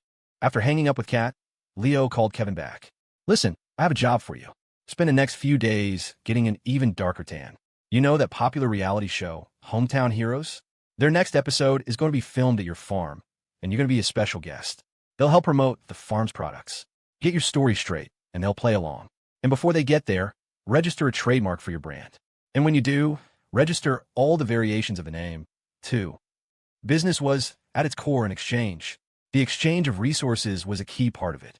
The reason Leo had called Kat wasn't just because he could get away with calling her sis. It was because he knew the value of the benefits she could provide. Of course, Kat was no fool. She knew she wasn't getting the short end of the stick. Otherwise, even if she was his honorary sister, she wouldn't have agreed.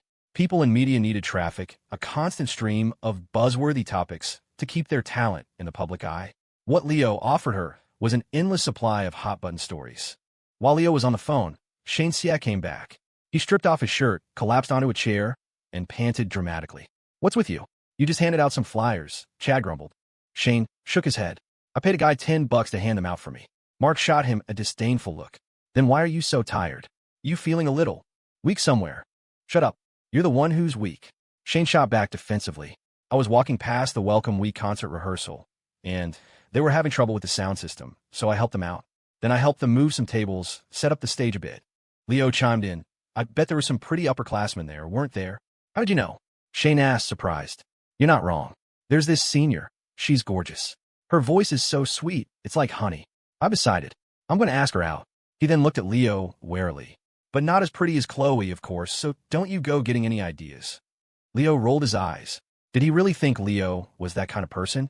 Talk about the pot calling the kettle black. He started counting on his fingers. "Let's see. Since the semester started, how many girls have you decided to pursue? Anna Jing? Hollywin? The daughter of the guy who owns the corner store? Oh, and that girl who works the counter at the Galaxy Gaming Lounge. And what have you actually done about any of them?" Shane's face flushed, but he still blustered. "Slander. That's pure slander." Without giving Leo a chance to respond, he grabbed a towel and headed for the shower. Chad and Mark were doubled over with laughter. Once he caught his breath, Chad said, "Hey, speaking of the gaming lounge, that reminds me. The CS tournament we signed up for starts in a few days, right? I heard everyone else had to go through qualifiers and playoffs to get to the elimination round. How are we going to go straight to the main event?" Even from the bathroom, Shane heard Chad's booming voice and shouted back, "Because they know my skills are legendary. They gave me a bye. We should go practice later. I haven't touched a keyboard in a few days. My hands are getting rusty." The topics of conversation in a men's dorm were few and predictable. Gaming was one of them. Once one person suggested it, the others were quick to agree. Leo sighed. He should have just waited for them at the gaming lounge. After Shane finished his shower, the four of them headed out. On the main campus plaza, the stage for the Welcome Week concert was already set up. A few acts were doing their sound check. Even though it wasn't the official performance, a crowd had already gathered to watch. Shane pointed to a woman on stage in a red evening gown, holding a microphone. "That's her, the senior. Her name's Yvonne Yuan. I already found out. And she's single." The business school had no shortage of attractive women, so a few standouts were to be expected. Leo glanced at her and then looked away. She was pretty, but not his type, so he wasn't interested. Mark and Chad, however, couldn't help but stare, even turning back for another look as they walked away. On one of these backward glances, they suddenly gasped. Leo turned to see what the commotion was about. A guy had appeared on stage next to Yvonne, holding a bouquet of roses. It must have been planned. Someone set off a couple of party poppers, showering them in confetti that glittered under the stage lights. Out of the corner of his eye, Leo saw the look on Shane's face. Even from a distance, he could practically smell the jealousy. Fortunately, Yvonne politely declined the advance. Shane let out a visible sigh of relief. It was clear to Leo that this time, Shane had genuinely fallen for Yvonne. It was also clear that it was going to be a challenge. "Leo, I want to ask her out," Shane said, his voice serious. "Where do I even start?" In his eyes, Leo was the only one in room 718 with any real experience in this department. A grandmaster, even. But Leo just threw up his hands. "I have no idea." He paused. "But I did hear a saying once.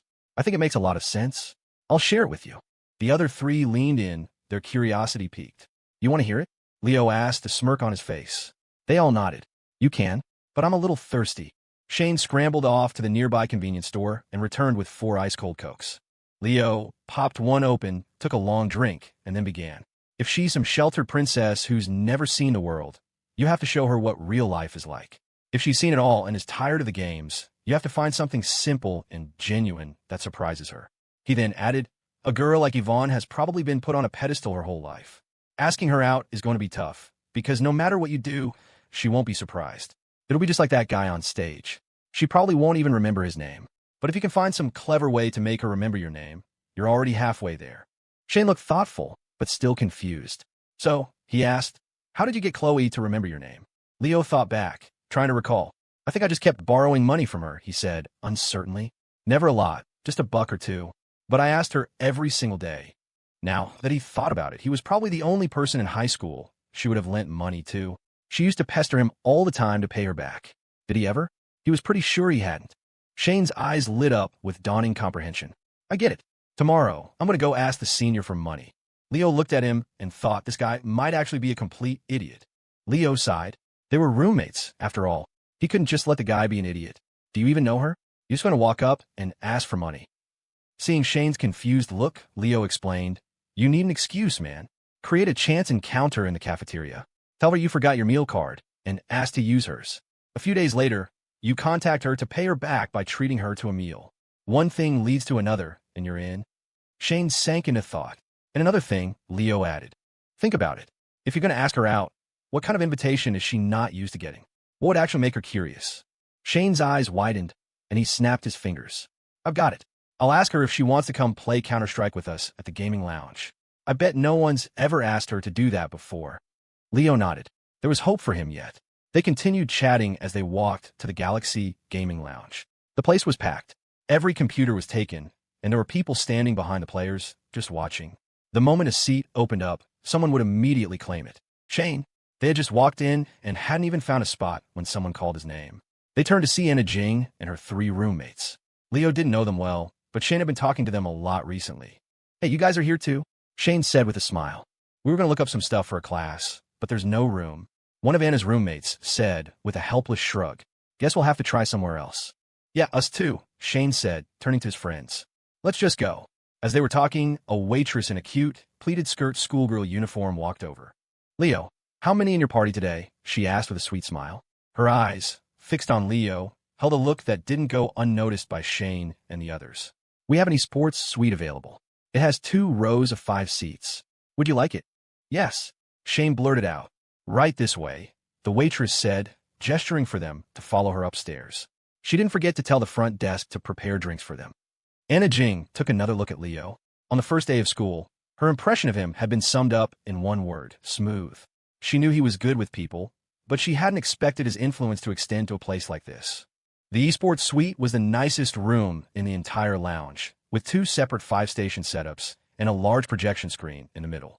It was designed like a professional esports stage, minus the audience.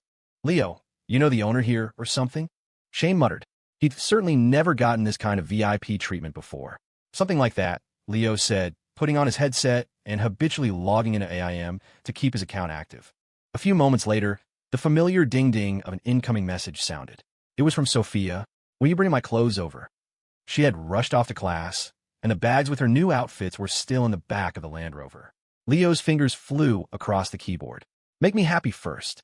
He waited 2 minutes, but there was no reply. Just as he was about to tell her he was kidding, the ding-ding sounded again. It was a web link. Leo copied it into his browser, and his jaw dropped.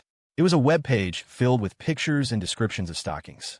Black silk, white silk, nude, all detailed with their pros and cons. Another message from Sophia popped up. Which kind do you like? Leo slammed the browser window shut and quickly typed back. All of them. Sophia sent back an okay hand emoji, then asked, Are you happy now? You guys play without me. I gotta go. Leo yelled, logging out of AIM so fast his friends barely registered it. What kind of idiot would keep playing video games now? He was gone before they could even react, leaving them completely bewildered. When Leo arrived at Sophia's dorm with the shopping bags, she was already waiting downstairs, a playful smile on her face. You can run a little slower next time. Leo shook his head and handed her the bags, his eyes darting to the ankles visible beneath her long skirt. Nothing.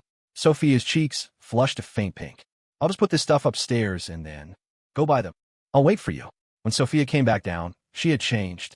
She was wearing a cream-colored dress with delicate, pale pink flowers embroidered on the hem, paired with simple white sneakers. A headband held back her silky black hair, framing her gentle bangs. As she approached him, a chorus of shrieks erupted from a third-floor window. Hey, handsome, take good care of our Sophia. Come have dinner with us sometime. We'll keep an eye on her for you. Hold her hand, you coward. He who hesitates is lost. Yeah, just do it. Don't be shy. Leo, his hands behind his back, gave him a thumbs up. Then, following their advice, he naturally reached out and took Sophia's hand. She flinched for a second, a token resistance before giving in. The tips of her ears turned bright red. She kept her head down as they walked, not daring to speak. After a while, they reached a secluded spot by the lake, and she stopped, looking straight at him. They can't see us anymore. Aren't you going to let go? Leo pretended not to hear. Your roommates are fun, he said with a smile. We should treat them to dinner sometime. Sophia could see he was deliberately changing the subject, with no intention of letting go. Her heart was pounding, but it was a pleasant feeling. She didn't really want him to let go, either. Leo, she said after a moment's hesitation. Yeah. Sophia took a deep breath, her eyes soft with an unspoken tenderness. Her voice was gentle but firm. Youth doesn't last forever. I want to be crazy just once. No expectations, no questions about the future, just so that when I look back on this, I'll have no regrets. As she spoke, she looked up, closed her eyes, and leaned in. This time, she didn't bite him. It was just for an instant. After her bold move, Sophia tried to step back, but Leo's hand had already found its way to the small of her back, pulling her closer. Now they were pressed together, chest to chest. They stood there, for eyes locked in silence. After a long moment, Leo's lips moved. You have to take responsibility for me. Sophia blinked, then naturally rested her cheek against his chest, inhaling deeply. Her voice was barely a whisper. I want to. I really want to. This time, Leo heard her. He lowered his head and gently kissed her forehead, breathing in the faint, clean scent of her hair. It had been years since he'd felt this kind of spark. He was about to speak, but Sophia raised a finger to his lips, stopping him. She just closed her eyes and leaned against him quietly. For this moment, she had waited 3 years. I don't need much, she murmured. Just hold me a little longer. A long time later, hearing the sound of footsteps nearby, Sophia finally broke away, her face flushed. She looked at Leo, her eyes curving into a smile. Nothing just happened, right? But Leo simply slung an arm over her shoulder, pulling her close again. He leaned in, his lips near her ear. Everything happened, he whispered. Try to deny it. Sophia nodded. That thought might have crossed my mind, she admitted playfully, then took off in a light jog, looking back every few seconds to call his name, urging him to hurry up. When he caught up, she boldly linked her arm with his. They walked and talked. Leo, will you have a girlfriend in the future? That depends, he said. Are you willing to be her? And what about Chloe? Sophia asked. Chloe who? At that, Sophia stopped walking and just looked at him. Leo felt the shift and quickly changed the subject. You know, you look great in black stockings. Innocent but alluring. What's that called again? Oh, right. Pure but dangerous. Sophia's face flushed, and she shot him a look. You're impossible. But she didn't press the issue. Pushing any further might just make him angry, and what Sophia wanted truly was very little. Leo, I don't want to be your girlfriend, she said, her voice growing softer. Because if we're not, then you can never break up with me. I can just stay by your side, no strings attached. He gave her a sideways glance. So you just want to use me for free? She smiled mischievously. Well, I could pay you. That wouldn't be free. When I miss you, I'll give you some money, and you'll come over. Leo held out his hand. All right, pay up for today. $5. Can I add 20 cents for you to walk me back to my dorm? Deal. Leo prided himself on having met all sorts of people, but he'd never met anyone quite like Sophia. She was mature, yet possessed the playfulness of her age. She was considerate of others, but had her own firm principles. And because of that, his feelings for her were different. Just as he'd told Holly one. In his heart, Sophia was in a league of her own. The streets outside the university were bustling. Sophia didn't linger. She bought what she needed at a campus market and decided to head back. She knew Leo was busy, and she was more than content with the little time he'd managed to spend with her. Want to see me wear them? She asked at the entrance to her dorm, her hands behind her back as she gave him a wink. A smirk played on Leo's lips as he raised an eyebrow suggestively. Just looking might not be enough. Then you'll just have to imagine it for now. I'm going. Bye. Just as she turned to go upstairs, Leo called out, wait. You forgot to pay me for today. Leo pocketed the $5.20 she handed him. It wasn't much money, but somehow he felt like he'd come out ahead. That evening, he got a call from Lorraine. Everything was settled. The director was falling all over himself with gratitude, making all sorts of promises. He was dropping the $50,000 demand. Not only that, but Rush Sportswear would get first pick of retail locations with rock-bottom rent, in new shopping centers not just in the economic development zone, but across the entire greater Seattle-Tacoma area. How much of that was true? Leo didn't know. And, as expected, Gabby had deftly lifted the memory card from the director as he was leaving, the very one Laura had handed him. Leo wasn't a saint. As long as the man behaved, the content of that card would never see the light of day. But if he got any funny ideas, well, then Leo would have to say he was sorry. Tomorrow's the Welcome Week concert. The whole class is going out to eat afterward. Any suggestions? That night, Richie Ho came by room 718 to ask them. I've already talked to the girls. Hollywood has them covered. It's just you guys on the men's side we need to hear from. Before, Shane would have lit up at the mention of Hollywood.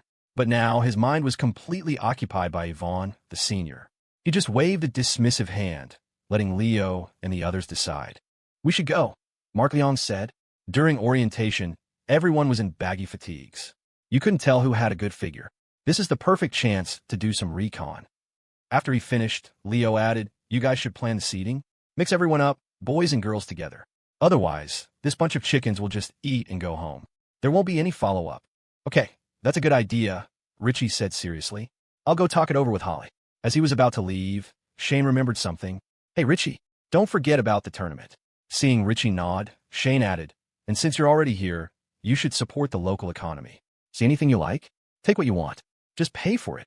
The flyers for the 718 dorm store were out, and since the guys had gotten back from the gaming lounge, a steady stream of customers had come by. Shane and the others were in high spirits, not willing to let a single potential customer escape. Richie had arrived empty-handed, but he left with a large bag of snacks. He looked inside. He didn't think he even liked any of this stuff. How did he end up buying it? After he left, Shane pulled up a stool and sat in front of Leo. Dude, I'm trying to figure out how to get Yvonne's attention.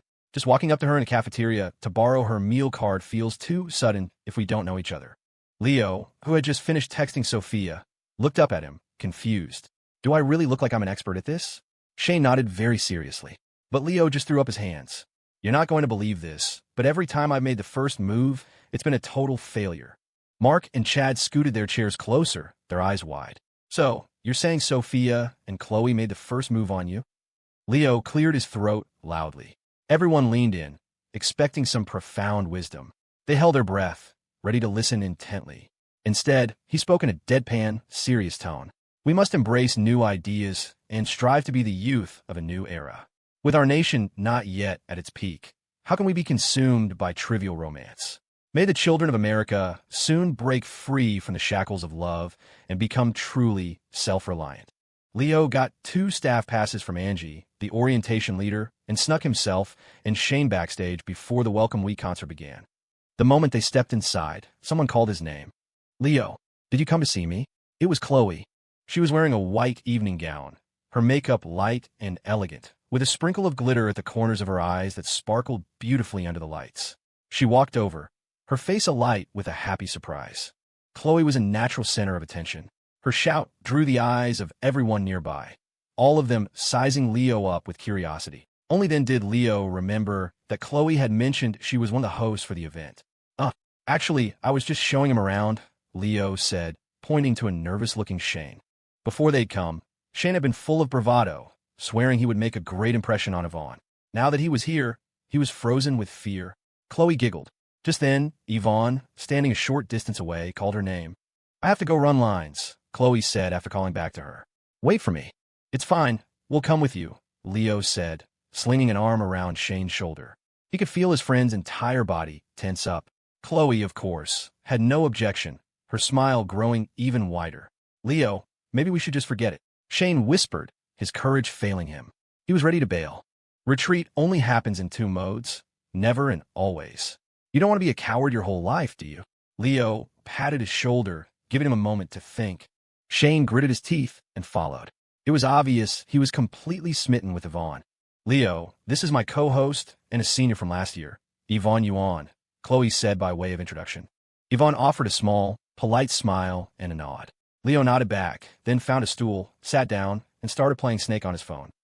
If Shane hadn't begged him for help getting Yvonne's attention, he wouldn't have come at all, and now that he was here, it seemed like a waste of time. Shane, the coward, was just standing there, staring, not even daring to say hello. After a few minutes, Chloe finished running her lines and was about to come over for a drink of water when a guy materialized out of nowhere, holding a bouquet of flowers. "Hi, Chloe," he said. "Would you like to get dinner with me after the show?" As he approached her, the people around them instinctively looked at Leo. Even Shane nudged him with his shoulder. Chloe was used to this. She smiled politely. "I'm sorry, I already have plans." "That's okay. Can I get your number? We can talk next time." Leo put his phone in his pocket and patted Shane's shoulder. "If this is how you plan to approach Yvonne, I suggest you give up now." Shane was still dazed as he watched Leo get up and walk over. "Excuse me, man," Leo said to the guy. "Mind moving?" There was plenty of space to walk around him, but Leo acted as if he didn't see it. The guy was confused, but reflexively stepped aside. Leo walked right past him and up to Chloe. "Hey, beautiful. Want to go on a dinner date tonight?" Chloe burst out laughing. This was Leo's brand of wicked humor. "Still," she answered brightly, "sure." Her answer left the flower guy stunned, standing there awkwardly. Leo felt no pity for him. You don't just randomly hit on a girl without knowing the situation. He deserved the embarrassment. Leo shot a look at Shane, a clear message. Don't be like this guy. Perhaps because he was standing so close to Chloe, her gaze lingered on his shoulder for a long moment. Then, very carefully, she plucked a long strand of hair from his jacket. Her face immediately fell, her expression turning wounded, and a knot of anxiety tightened in her chest. Leo noticed. He hadn't changed his clothes from yesterday.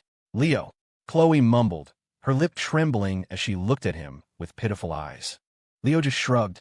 "It's probably Sophia's," he said nonchalantly. "Poor girl, so young and already losing her hair. Looks like I'll have to get her some vitamins." He took the hair from her and walked back to his seat, offering no further explanation. Hearing that it was Sophia's, Chloe felt an odd sense of relief.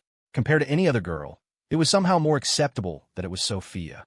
"Chloe," Yvonne called, sensing something was wrong. "Huh? Oh, I'm here." Chloe took a deep breath and quickly regained her composure. Still, she bit her lower lip and glanced at Leo, only to see him talking to Shane, with no intention of explaining himself further.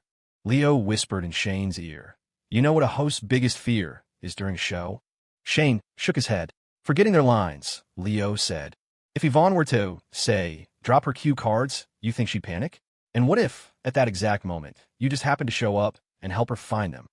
Leo didn't need to finish. The implication was clear. Shane's jaw dropped. "Isn't that kind of a dirty trick? It's not exactly gentlemanly, but it's effective," Leo said. "And if you help her out this time, asking to borrow her meal card in the cafeteria next time becomes a lot easier, doesn't it?" Shane was clearly conflicted, but the idea was tempting. As the start of the show drew closer, the backstage area grew more crowded. Leo and Shane moved to an inconspicuous corner, out of the way. "Forget it," Shane finally said. "It's too risky. It could backfire." Leo nodded to himself. The kid had a good heart, but good-hearted guys like him were the most likely to get rejected. Or worse, to be kept swimming in the friend zone forever. Leo sighed, a mix of frustration and resignation. "Remember, you said you'd wash my socks for a week," he said, then waved Chloe over. Chloe said something to Yvonne and came over to them. "What's up? Ask Yvonne to come to dinner with us tonight." Chloe's expression immediately turned wary. "Ow!" Leo flicked her on the forehead. "She's pretty but not my type. This idiot wants to get to know her." He pointed to Shane, who was grinning sheepishly. Chloe relaxed. "Well, you could have just said that. Why'd you have to hit me? That hurt." "Sorry," Leo said, his face a mask of mock guilt. "I'll be gentler next time." "I'll ask," Chloe said, pouting. "But I can't make any promises. Just do your best." Chloe was quick. As she spoke with Yvonne, both of them glanced over at Leo and Shane. Leo gave them a casual wave. Shane ducked his head, pretending not to see. All the confident swagger he'd had during his student orientation introduction was gone. Even tough guys get crushes. A moment later, Chloe returned. She said yes. "Leo, don't we have a class dinner tonight?" Shane asked weakly after Chloe had left. Leo blinked. "Is that a conflict? We could just have her meet us at the same place. Then you can make everyone in our class jealous. Wouldn't that be even better?" Shane looked embarrassed. "But if I don't manage to get Yvonne's attention, does that mean I blow my chances with Holly and Anna too?" Leo just gave him a look without saying a word. This guy had serious problems. After returning to their seats in the audience, Shane's attention was no longer on the concert. He was already daydreaming about how he would impress Yvonne at dinner. The air around him practically reeked of lovesick desperation, and Leo lost all interest in playing Snake. "Leo, for dinner later, we're mixing up the seating between guys and girls," Hollywood said, having somehow appeared in the seat next to him. "Anyone you want to sit next to? Let me know, I can arrange it." Leo turned to her, curious. "And if I don't have a request, who will I be sitting next to?" "Me, of course." Holly admitted without hesitation. Honestly, the other guys in our class are just so boring. They talk a big game in the group chat, but in person, they're all silent. Leo shrugged. Sorry to disappoint you, but I have other plans. Holly had mostly been joking anyway. She knew she wasn't Leo's type. Oh, that's fine, she said quickly. Right, Leo nodded. By the way, what do you think of Mark Leong from our dorm? Mark? Holly mused. He's a good guy. Mark was sitting nearby and had heard his name. He pretended not to notice, but when he heard Holly call him a good guy, he felt a surprising flicker of happiness. A good guy is good enough for me, Leo said. I'll switch seats with him later. Holly left, and after consulting her seating chart, she went over to a girl with glasses and told her they'd be swapping places. By the time the concert ended, it was already 9 o'clock. The late September air was getting chilly, with a cool breeze blowing. The rest of the class headed toward the restaurant, but Shane stuck with Leo, waiting by the stage. Chloe emerged, having changed out of her evening gown and into a pale pink sundress, looking once again like a bright, young college student. Sorry to keep you waiting. Where are we eating? She asked, walking up to Leo. Leo reached out and touched her arm. It was ice cold. Without a word, he took off the jacket he was holding and draped it over her shoulders. This is a pain to carry. Hold it for me. Then he added, a Chinese place. Something casual. Chloe was cold, but she hadn't wanted to make Leo wait while she went back for another layer. The simple act of him giving her his jacket was incredibly warming. After he did, he shot a glare at Shane, who just offered a pained smile. Shane was only wearing a t-shirt. He had nothing to offer Yvonne. Useless, Leo muttered. He could give a guy a step-by-step tutorial, and he'd still fail. Let's go. Yvonne maintained her smile, looking approachable but keeping a subtle distance from everyone. As they walked, Chloe suddenly noticed something. Leo, didn't you say you didn't bring a jacket to school? When did you buy this? You talk too much, Leo retorted. Either wear it or give it back. Chloe pursed her lips and fell silent, pulling the jacket tighter around herself. When they arrived at the restaurant, the rest of the business school's freshman class had already ordered. They all stared when Leo's group walked in. Mark and Chad even rubbed their eyes. It was no surprise to see Leo with Chloe, but they were shocked that Shane had actually managed to snag Yvonne. This is your class dinner? And you invited me? Chloe grumbled. It's not a problem. We'll just eat at our own table, Leo said, finding a small table and handing the menu to Yvonne. What do you usually like to eat, Yvonne? Spicy or sweet? She's from Sichuan, Chloe chimed in. She likes spicy food. Oh, I know a great Sichuan restaurant downtown, Leo said to Yvonne. We should try it sometime. Yvonne sipped her tea, her expression unreadable. We'll see. She ordered a dish and passed the menu to Chloe. While they were deciding, Leo got up and took a walk over to the freshman class's large round table, finding his seat between two girls whose names he couldn't remember. Leo, so that's Chloe Jiang. She's beautiful, said the girl with the round glasses next to him. No wonder you don't pay any attention to the girls in our class. Leo picked at some food. Oh, but I have, he said in a low voice. During orientation, I told the drill instructor I twisted my ankle. I spent 2 whole days just watching you all run. I observed every girl in our class very carefully. There are definitely a few standouts in the crowd.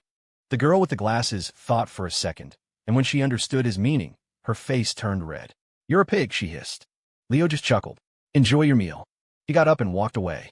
What did he mean by that? Someone who had overheard asked, confused. The girl with the glasses sighed, her face still flushed. I'll explain it to you back in the dorm.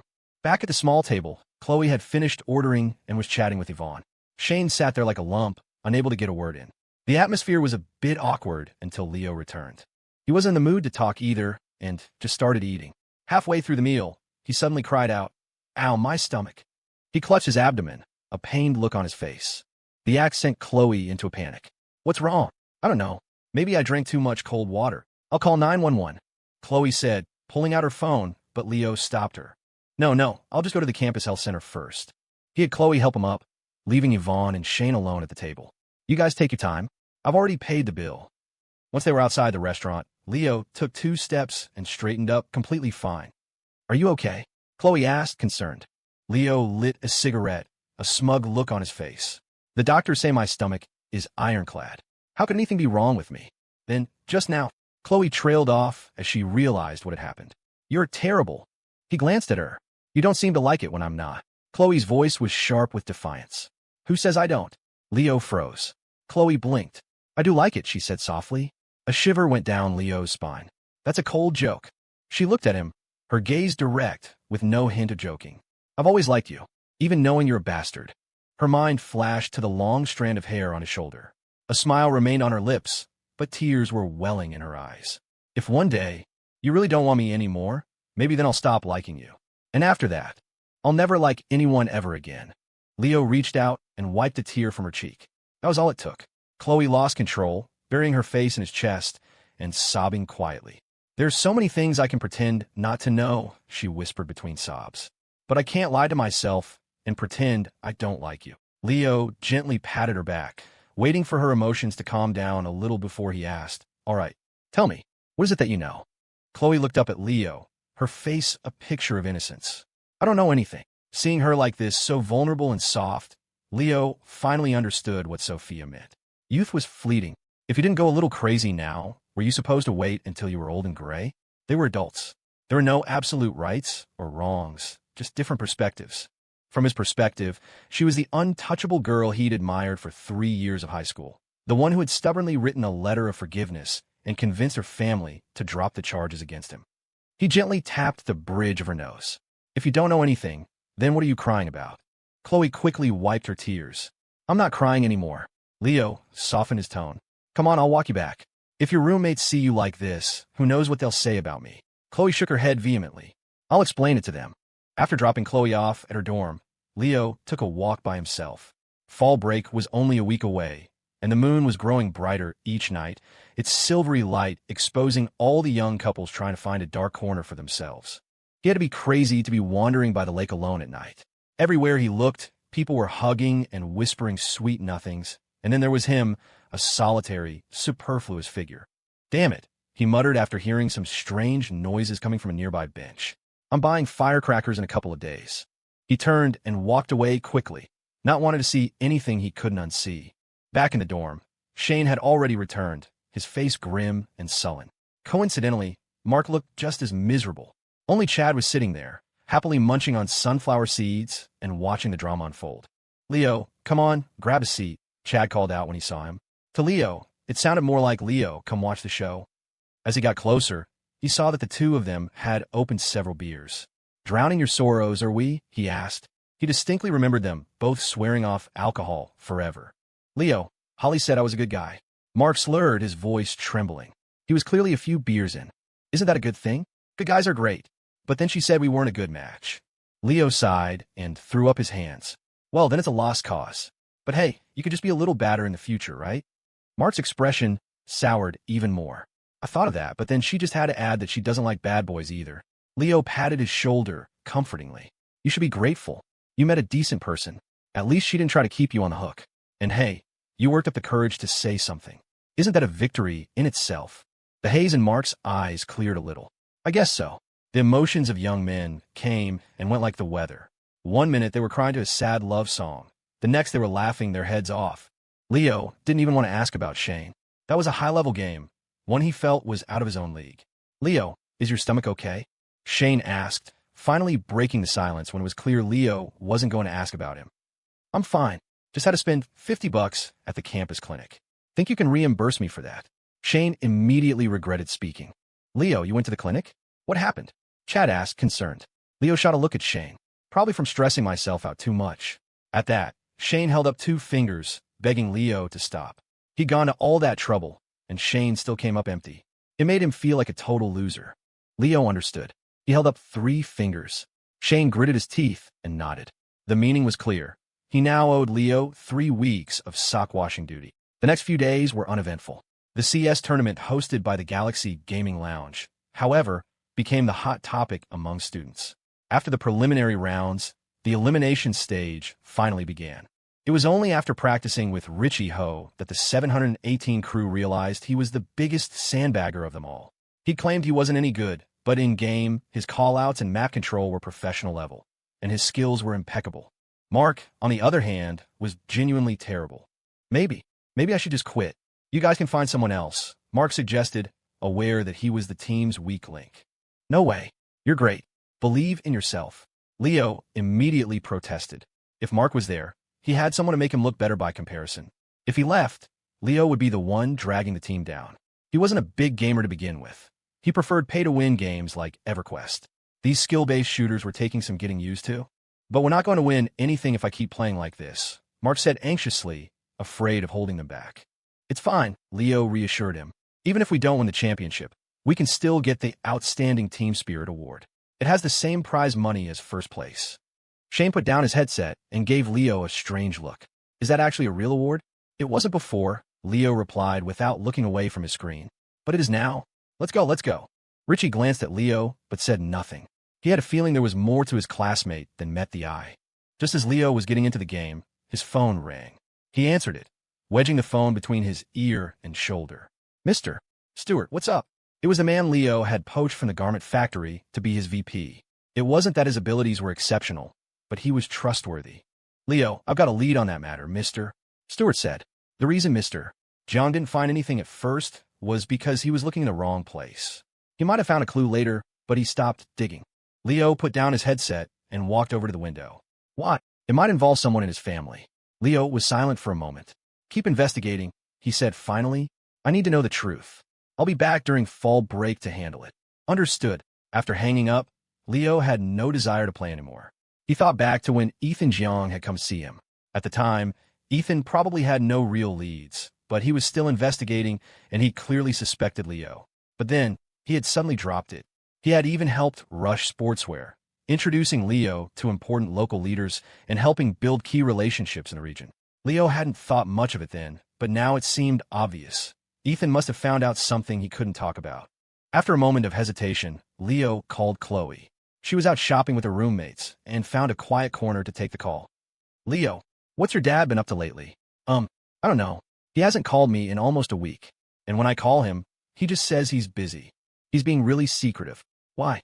Do you need him for something? Chloe asked. Leo never asked about her father when they talked. He wasn't about to tell her the truth. Will he be home for fall break? He should be, Chloe said, though she didn't sound certain. Leo nodded. Good. Ask him for me. If he's around, I'd like to pay him a visit. For some reason, hearing those words made Chloe's heart pound. But then she remembered their last meeting hadn't exactly been pleasant, and a wave of panic washed over her. Leo, isn't that a little fast? Leo was silent for a beat. When he realized what she was thinking, he said, Chloe, where did that brain that got you into Stanford go? Chloe was used to his tone by now. You turned it into mush, she retorted. And I'm holding you fully responsible. I haven't even done anything, and you want me to be responsible? Wait until I actually do something. After ending the call with Chloe, the playful expression vanished from Leo's face. He laced his fingers together and stared out the window at the traffic below. If it really was someone in Chloe's family, then the attack on him had been collateral damage in some internal war. What kind of person would be ruthless enough to go after their own family? No wonder Ethan Jiang had kept quiet. You don't air your family's dirty laundry in public. As Leo was lost in thought by the window of the gaming lounge, someone walked up and offered him a cigarette. Leo glanced over. He didn't recognize the guy. And you are? Frank Han. I'm a junior.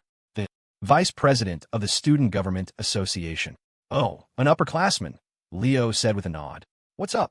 Frank shook his head, lighting his own cigarette before passing the lighter to Leo. Nothing. Just saw you staring into space over here and thought I'd say hi. Leo wasn't vain enough to think he had universal appeal. But if the guy wasn't going to say what he wanted, Leo wasn't going to ask. He lit his cigarette and pocketed the lighter. It was an unspoken rule. A lighter offered is a lighter kept. Frank didn't seem to notice. He took a drag from his cigarette before speaking. Is Chloe Jiang your girlfriend? He must have realized how blunt that sounded, because he quickly added, don't get me wrong, just curious, and thought I'd give you a friendly heads up. Our SGA president seems to really admire her. Frank watched Leo closely, but his expression didn't change. So he added, he's a very intense guy. Doesn't stop until he gets what he wants. And you guys are selling stuff out of your dorm, right? I'd be careful. Leo sighed internally. Weren't college students supposed to be focused on their studies? Why were they so wrapped up in these petty power games? Was it all just to pad their resumes with a list of Machiavellian achievements when they entered the real world? He was getting impatient. Thanks for the warning. I'll keep it in mind. No problem. If you ever need any help, you can come to me, Frank said, satisfied with the shift in Leo's tone. He thought he'd gotten a rise out of him. He clapped Leo on the shoulder and walked away. He probably wouldn't realize his lighter was missing until the next time he wanted to smoke.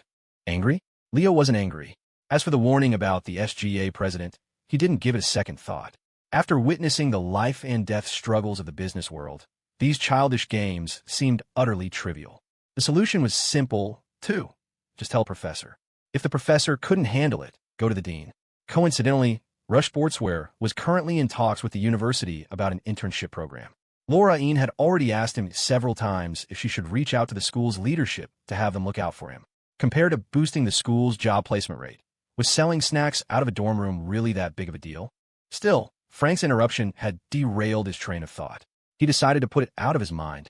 He'd deal with it when he went back to Riverbend for the break. Besides, he could sense something was off with Ethan Jiang. He had always been busy, but he'd always made time for Chloe. Now, it was like he'd completely cut her loose.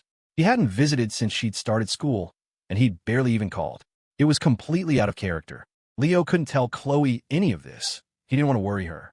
He'd have to wait until he was back home to ask Ethan himself. Ethan Jiang wasn't the type to get into trouble, but when he did, it was the kind of trouble that made the news. As fall break approached, the temperature dropped daily. It was rare to see girls on campus in short skirts and shorts anymore. The loss of that particular scenic view was a shame. According to Mark, you could still see plenty of them in the Mill District, the shabby neighborhood not far from the university, but they only came out at night. I was walking through there the other day, and this 30-something-year-old woman called out to me. "Hey there, handsome, want to have some fun?" Mark said, getting worked up. Shane and Chad were listening with rapt attention. "So did you go?" Shane asked, practically drooling. "Of course not. What kind of person do you take me for?" "What kind?" "A good person," Leo chimed in, sipping from a cup of water. Mark fell silent. The good mood he'd been in just a moment ago vanished. "You're a good guy." It was supposed to be a compliment, but for some reason, in room 718, it had taken on a different, more cutting meaning, especially when said to Mark. After a moment, Leo added, "You guys free tomorrow? Want to go check it out?" He had heard about the Mill District. It was close to campus and transformed into a small night market, with food vendors and lots of students looking for a cheap bite. It was supposed to be a lively place, but Leo had never been. Of course, he wasn't interested in the women in shorts. He was interested in the district itself. Soon, the entire area would be redeveloped. The whole neighborhood was slated for demolition to make way for a new district built around the university. It was one of the few surefire money-making opportunities Leo remembered from his past life. He remembered it so clearly because the government payouts for the properties had been astronomical, making headlines all over the West Coast. It was the start of the demolition to riches myth. A college degree might not change your destiny, but a government buyout in the Pacific Northwest definitely could. The other three in room 718, however, were not privy to this information. They heard a suggestion and immediately got the wrong idea, their faces breaking into lewd grins. "What's the matter, Leo? Got an itch you need to scratch?" Shane asked, wiggling his eyebrows and licking his lips. Mark looked over, an expectant look on his face. But Leo just shrugged and sighed, delivering a line that managed to offend all three of them at once. "I understand. It's been almost a month, and you guys still haven't found girlfriends. And this is the business school." The three of them exchanged glances. Did Leo just say he's asking for a beating? Chad suggested. Shane nodded. "I heard it too." "Well, what are we waiting for?" Mark said, grabbing a pillow and advancing on Leo. "Screw you, man. I've been wanting to do this for a long time." By 2004, real estate prices in the greater Seattle area were already climbing, with some downtown neighborhoods rivaling San Francisco or New York. Even so, buyers were lining up around the block. The old adage held true. People rushed to buy when prices are rising. This feeding frenzy had caught the eye of every developer in the state. And for the Old Mill District, a pocket of rundown houses and workshops bordering the university, that meant a date with the wrecking ball was inevitable. It was just a matter of when. At night, the Mill District came alive, transforming into what the students called the University Strip, a chaotic, vibrant collection of food carts and pop-up vendors. The customers were a mix of college kids and every other character the town of Riverbend had to offer. "Leo, you sure we're just getting something to eat?"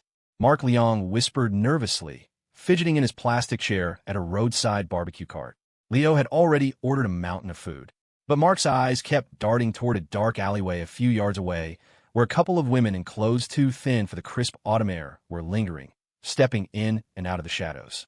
"If you, have other plans, I can just pretend I don't see anything," Mark added, a sheepish, curious grin on his face. No, Leo said, shaking his head. Mark was all curiosity, not courage. Shane Sia was hunched over his new phone, thumbs flying across the keypad as he texted someone, completely ignoring them. Chad Xiong, their fourth roommate, arrived late, delayed by an elective class. He wasn't alone. With him was a girl who stood nearly 6 feet tall, lean and athletic in a way that perfectly complemented Chad's burly frame. Mark nudged Shane, tilting his head toward the couple. Holy crap, Shane muttered, a pang of something that felt suspiciously like envy twisting in his gut. Brought a friend. Hope that's cool, Chad said, his grin wide and honest. To Mark and Shane, however, it looked a lot like showing off. Of course, it's cool, they said in near unison. Whatever jokes they made at Chad's expense were reserved for the privacy of their dorm room. In front of a girl, they knew the code. You give your boy his due. So, you gonna introduce us? Shane asked, setting his phone down. Autumn Han, the girl said, extending a hand. There was none of the typical girlish shyness about her. She was all confidence. Nice to meet you all. You too, they replied. I'm the one who insisted on tagging along, she added with a smile. Hope I'm not crashing your guys' night. Chad and Shane exchanged another look. The envy deepened. Not at all, Shane said quickly. We already ordered some stuff, but we don't know what you like. Chad, my man, why don't you take her to see the menu? Shane said. Just yesterday, he'd been calling him Teddy Bear Chad. Now it was my man. Chad was about to lead Autumn over to the cart when she simply called out to the owner. Mr. Wong, 2 skewers of gluten, 2 of tofu skin, and 2 of the dried bean curd. All cheap options. Having placed her order, she heard the owner call back. You got it. Autumn turned back to them and explained. Mr. Wong's barbecue is the best. I came here a while back to help support his business, and we just got to know each other. She was a natural conversationalist, and within minutes, she was bantering with them like they were old friends. When she heard that Shane and Mark were single, she immediately offered to bring her single roommates along next time. You never know. Maybe someone will hit it off, she'd said. That offer instantly earned her their undying loyalty. Once they were all comfortable, Mark asked the inevitable question. So how'd you two meet? Chad, a man of few words, was still formulating his answer when Autumn jumped in. It was right around here, actually. I was getting food and ran into some trouble with a couple of local jerks. She gestured vaguely. They followed me all the way back to campus. And that's when he stepped in. She looked at Chad, her eyes shining. I'm not exaggerating. He took on like 4 or 5 of them. By himself. Leo and the others knew Chad was strong. He was built like a linebacker, all dense muscle. But hearing it from Autumn made them realize they might have underestimated his fighting prowess. Chad, now a bit embarrassed, just rubbed the back of his neck. It was nothing. Mr. Wong brought their food over on a large tray before returning to his cart to wait for the next customer. Leo scarfed down a few bites, then excused himself and walked over to the old man, offering him a cigarette. Mr. Wong, you live around here. The old man, his face a roadmap of deep lines, took the cigarette and examined it before tucking it behind his ear. Too good to smoke right away. Yep, he said. Lived in this neighborhood for 20, 30 years. With no other customers waiting, he was happy to chat. It used to be real rundown. Then the university expanded, and folks started opening little businesses like this. We started making a little money, and things got better. That's when it started getting crowded. Leo nodded, asking a few more harmless questions before getting to the point. By the way, Mr. Wong, what do houses around here usually sell for? This was what he'd really come to find out. Mr. Wong gave him a thoughtful look. Don't think anyone's looking to sell, really. So I couldn't tell you the price. It might look a little shabby, but with all the people around, it's easy to rent a room out. Leo understood. It made perfect sense. So close to the university, even a dilapidated neighborhood like the Mill District would never have a shortage of tenants. It wasn't just the students. The term university town was a magnet for entrepreneurs and workers looking to cash in on the student economy. The demand for housing was insatiable. No wonder the eventual buyout from the city would have to be astronomical. If the offers weren't high, no one would ever agree to leave. After a few more minutes of small talk, a new customer arrived at the cart. Leo didn't want to bother him any longer. He left the half-empty pack of cigarettes on the plastic stool beside Mr. Wong and walked back to his friends. You thinking about buying a house around here? Shane asked as he sat down. The barbecue cart wasn't far, and they'd overheard his conversation. Leo just shrugged. Do I look like someone who can afford to buy a house? Shane, Mark, and even Chad all nodded in unison. Yeah. As much as Leo tried to keep a low profile, his spending habits and general demeanor betrayed a certain level of financial comfort. Besides, Chloe Jiang drove a Land Rover. Could the guy she was with be broke? Most importantly, there was the matter of the computer gaming tournament. Leo had somehow gotten them an Excellence in Teamwork award, a prize no one had ever heard of, which came with a trophy bigger than the first-place cup and, inexplicably, more prize money. Even a fool could see there was more to that story. Autumn didn't say anything, but she shot Leo a curious glance. This was the name Chad mentioned most often. Leo was about to drop the act and come clean, but just then his eyes caught a group of about 10 guys swaggering toward them, their movements dripping with aggression. Shane and Mark didn't react, but Autumn's face went pale. "They're here for me," she said, standing up abruptly. "You guys should go." She started to walk toward the approaching group, clearly intending to intercept them. But Chad was faster. He stepped in front of her, blocking her path. "Leo, you guys get out of here. Go." "A little late for that, don't you think?" a voice snarled. Leo quickly sized them up. The 10 guys were all wiry and thin. Any 2 or 3 of them combined wouldn't be a match for Chad. They were a uniform of cheap aggression, tight white shirts, casual pants, and hair sculpted into high, stiff peaks with what must have been half a can of hair gel. Long bangs obscured half their faces. They surrounded the table, radiating menace. "Hey, big guy, you think you're tough? Let's see you try it again," said the leader, a teenager with wine-red hair. His voice was still high and boyish, but laced with violence. "Kyle, just let them go, mister," Wong pleaded, hurrying over. It seemed he knew them. They were local kids. "Stay out of this, old man." Kyle snapped. The strip was already busy, and the commotion drew a crowd of onlookers, all of whom kept a safe distance. "Isn't that Leo White?" someone in the crowd whispered. Some students from his university recognized him. His fame was a direct reflection of Chloe Zhang's. If Chloe finds out he got beat up here, you think she'll still like him? Maybe they'll break up. I heard he's a total gold digger. Even drives her Land Rover to the U of O to chase girls over there. What a loser. I don't know what she sees in him. The person next to the gossiper smacked him on the back of the head. "What the hell is wrong with you? He goes to our school. We should feel bad for not helping, and you're standing here running your mouth? You got a phone, don't you?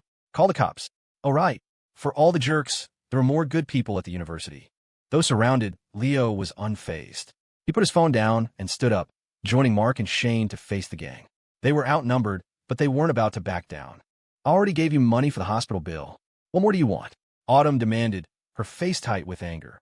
The leader, Kyle, sneered. "Hospital bill? You call that chump change a hospital bill? You were tossing scraps to a beggar." Leo then noticed the guy's hand was wrapped in a bandage. He must have been one of the ones Autumn had fought off. "It's simple. You want to walk away? Give us another $200. Autumn froze. She bit her lip, about to agree, but Leo stopped her. Judging by her clothes, she didn't come for money. $200 was probably a significant amount for her. She was only agreeing because she didn't want to drag Chad and his friends into her mess. But Leo wasn't in such a charitable mood. "And if you don't, Kyle laughed. "Then we fight. 200 is a lot. How about we negotiate?" Leo said, stalling for time. A real fight was a lose-lose proposition.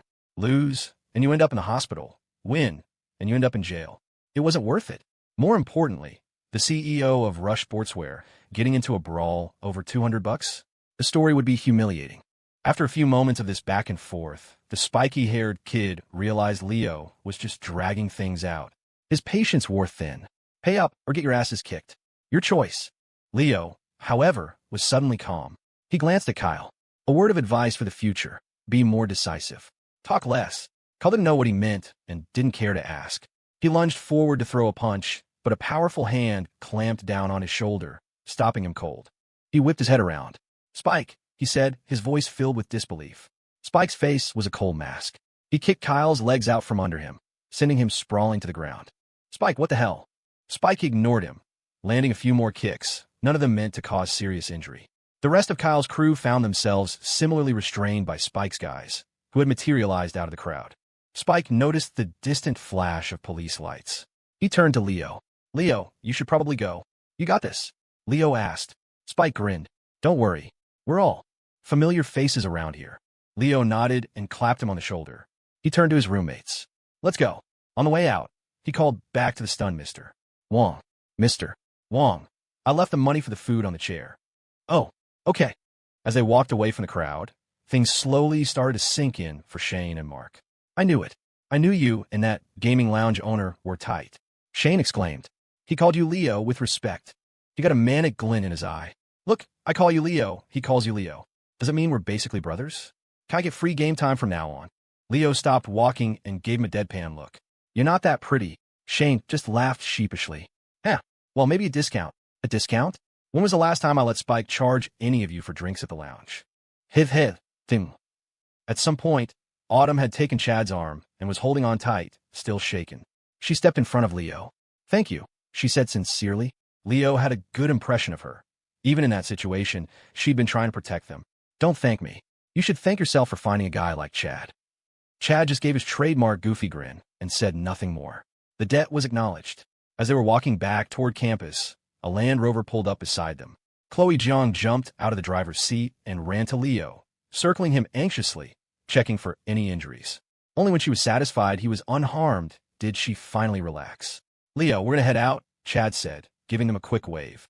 He and the others didn't wait for a reply, quickening their pace and disappearing down the street. Leo watched Chloe, who was now just staring at him intently. He couldn't help but reach out and gently stroke her hair. What's wrong? Did someone bully you? Chloe shook her head, still silent, her eyes locked on his. The number of people passing by on the sidewalk was growing, and their stares were starting to make even Leo feel uncomfortable. Let's get in the car first, he suggested. She agreed. The moment they were inside, Chloe leaned over to hug him, but the wide console between the driver and passenger seats of the Land Rover made it awkward. Her arms could reach, but her body couldn't get close enough to be comfortable. All this space is not a good thing, she grumbled. Leo patted her back gently. The real benefits of all this space, he whispered, can only be appreciated from the back seat. You'll have to try it sometime to find out. Chloe wasn't entirely naive. She tilted her head up, her eyes meeting his. She wrapped her arms around his neck, a sly smile playing on her lips. When should we try it? Leo paused, his eyes narrowing playfully. We'll talk about it when you finally let me look. A faint blush colored Chloe's cheeks as she remembered the first day of school, when she'd caught his eyes wandering where they shouldn't. She blinked slowly. But you're the one who said you didn't want to look, even if I let you. At 10 o'clock at night, the university campus was silent. In a dark corner by the man-made lake, beyond the reach of the lamplights, Chloe buried her face in her hands, refusing to look at Leo. You've got guts, Leo said, wiping a bit of moisture from his lips, not entirely sure if it was his or hers. There's not a lot of them. Chloe mumbled something incoherent, too embarrassed to speak, a complete transformation from the bold girl she'd been just a moment ago. Put your hands down. Look at me, he teased. You already got what you wanted. Now you won't even let me see your face? Chloe hesitated, then slowly did as he asked. Her eyes, fixed on his, were filled with an unmistakable joy. Looking at her like this, Leo decided he couldn't let her be the only one who got to have fun. He was about to make his move when his phone buzzed. He was going to ignore it, but the caller ID said Spike. He answered. Spike wouldn't call unless it was important. Leo, you were asking about houses in the Mill District, right? Yeah. That kid from tonight, his name is Kyle Yen. I had chat with him. He grew up in the Mill District. Knows it like the back of his hand. Leo understood what Spike was implying. Is he reliable? Spike paused for a moment. I know his family, his whole story. He wanted me to tell you he's sorry about tonight. The kid's a punk, but I think he's seen The Godfather too many times. He gets the whole loyalty and respect thing. He was polite enough with me. Spike's network was vast. He could find a foothold and connect with people anywhere. Leo trusted his judgment. All right, tell him to meet me at your place tomorrow. Will do. Spike's call had shattered the delicate atmosphere. Chloe's courage had vanished completely. She buried her face in Leo's chest and refused to move, seemingly too mortified to face him. Leo could only pat her back and soothe her gently. Come on, I'll take you back to your dorm. We'll go back to Riverbend tomorrow for fall break, he added. Chloe nodded. After a moment, she asked, Is Sophia coming with us? Yeah, she needs to go see her dad. Chloe said nothing more, just took a deep breath and nuzzled against his chest. The next day, after his morning classes, Leo went to the Galaxy Gaming Lounge. Business had been booming ever since it opened. Spike was already talking about opening a second location nearby. As soon as Leo walked in, one of the hostesses greeted him. The weather had turned cooler, and they now wore stylish little blazers over their uniforms, looking as energetic as ever. Leo, you're here. Are you gaming today, or? You guys carry on? I'm just looking for Spike. He's in his office. When Leo entered the office, he saw that yesterday's punk, Kyle, was already there, sitting stiffly on the sofa, all of his previous bravado gone. Leo, Spike said, getting up quickly to pour him a cup of tea. Kyle stood up too, looking at Leo like he wanted to say something but couldn't find the words. Relax, I don't bite, Leo said, taking the tea and sitting down on the sofa next to him. Kyle immediately blurted out, Leo, I'm sorry about yesterday. I didn't know you were. I told you it's fine. Leo operated on a different level. He truly didn't care about petty squabbles like that, especially when he came out on top. Sit down. I have some questions for you. In the Mill District, how many people are actually willing to sell their houses? Leo had recently checked the books for Rush Sportswear. He'd braced himself for the number, but seeing it in black and white was still a shock. After accounting for supplier payments and payroll, the company had over $2 million in liquid cash. He knew a fundamental truth. Money that isn't working for you is losing value. But the company's money was the company's money. His plan was to form a separate investment firm and have that firm borrow the $2 million from Rush. He would use that capital to move on the Mill District. The two companies had to be separate to isolate them from each other's liabilities. This was just the first step. Buy low, then profit from the difference when the city paid out for the land. Once he had more capital, he could start thinking about being an investor. An angel investor. Kyle nodded eagerly. Some people want to sell, but they can't get the right price. What price could you get for me, Leo? I can ask around for you. Leo had done his research and had a rough idea of the market. The average house there was probably worth around $50,000, but no one was selling at that price. To acquire properties quickly, he'd have to offer more. The city's redevelopment plan would be finalized soon, at which point all property transfers would be frozen. He was on a tight schedule. $60,000, Leo said, then clarified. $60,000 per house, cash. And for every deal you close, I'll give you a 1% commission. Kyle swallowed hard. He didn't have much of an education. He dropped out after middle school. But he could do that math. A 1% commission on $60,000 was $600 per house. Thank you, Leo. Don't thank me yet, Leo added. I don't want to hear about any strong-arm tactics or people being forced to sell. Kyle rubbed the back of his head, looking embarrassed. Don't worry. I grew up there. These are my neighbors. I wouldn't do that to them. Leo nodded. With a guy like Kyle, a verbal agreement was enough. No contracts were necessary. If Kyle screwed up, Leo would have plausible deniability. Kyle, however, didn't realize this. He was just thrilled with the opportunity. He didn't want to be a deadbeat, drifting through life, but he had no direction and was too proud to work on a factory assembly line. Leo was giving him a path. After giving him a few more instructions, Leo sent Kyle on his way. Once he was gone, Spike spoke up. Leo, for that price, you could buy a decent older house in the city proper. In his view, Leo's plan was incredibly risky. From both a living and investment standpoint, property in the city was the smarter bet. Leo took a drag from his cigarette and blew a smoke ring. I'm thinking of buying a few, fixing them up, and opening a hotel, he said casually. Spike nodded, understanding immediately. A hotel right next to a university campus. That actually sounded like a license to print money. By the way, where are Gabby and her brother? Leo asked, changing the subject. He hadn't seen the siblings when he came in. He'd taken a slight interest in Gabby after she'd helped him out before. They took a week off, Spike said. Told me they had some family business to take care of back home. Leo nodded and didn't press further. He just thought of them suddenly. Having them around had kept the troublemakers out of the lounge, but their absence wouldn't be a major issue. By the time Leo left the gaming lounge, it was nearly noon. He had plans to meet Sophia for lunch in the University of Oregon's cafeteria. The two universities were worlds apart, and it showed in their food services. The U of O's dining halls were so heavily subsidized, with such a wide variety of good, cheap food, that most off-campus restaurants couldn't compete for the students' money. Leo had been to the campus several times since the semester started and knew his way around. When he arrived at the door of Sophia's classroom, her lecture hadn't ended yet. He didn't have to wait long. The bell rang, and students poured out into the hallway. That was one of the perks of college. Professors rarely kept you late. Well. Look who it is. Sophia, come see who's here. It was two of Sophia's roommates, the same energetic pair who had yelled encouragement at him from their balcony a few weeks ago. Hey, handsome, you didn't have to bring gifts, one of them teased. Wait a minute, that flower looks suspiciously like the ones from the campus flower beds. Did you pick it? Sophia emerged from the classroom just then, her eyes landing on the single pink rose in Leo's hand. Of course not, Leo said with a perfectly straight face, handing it to her. Smell it. It's way more fragrant than the ones at your school.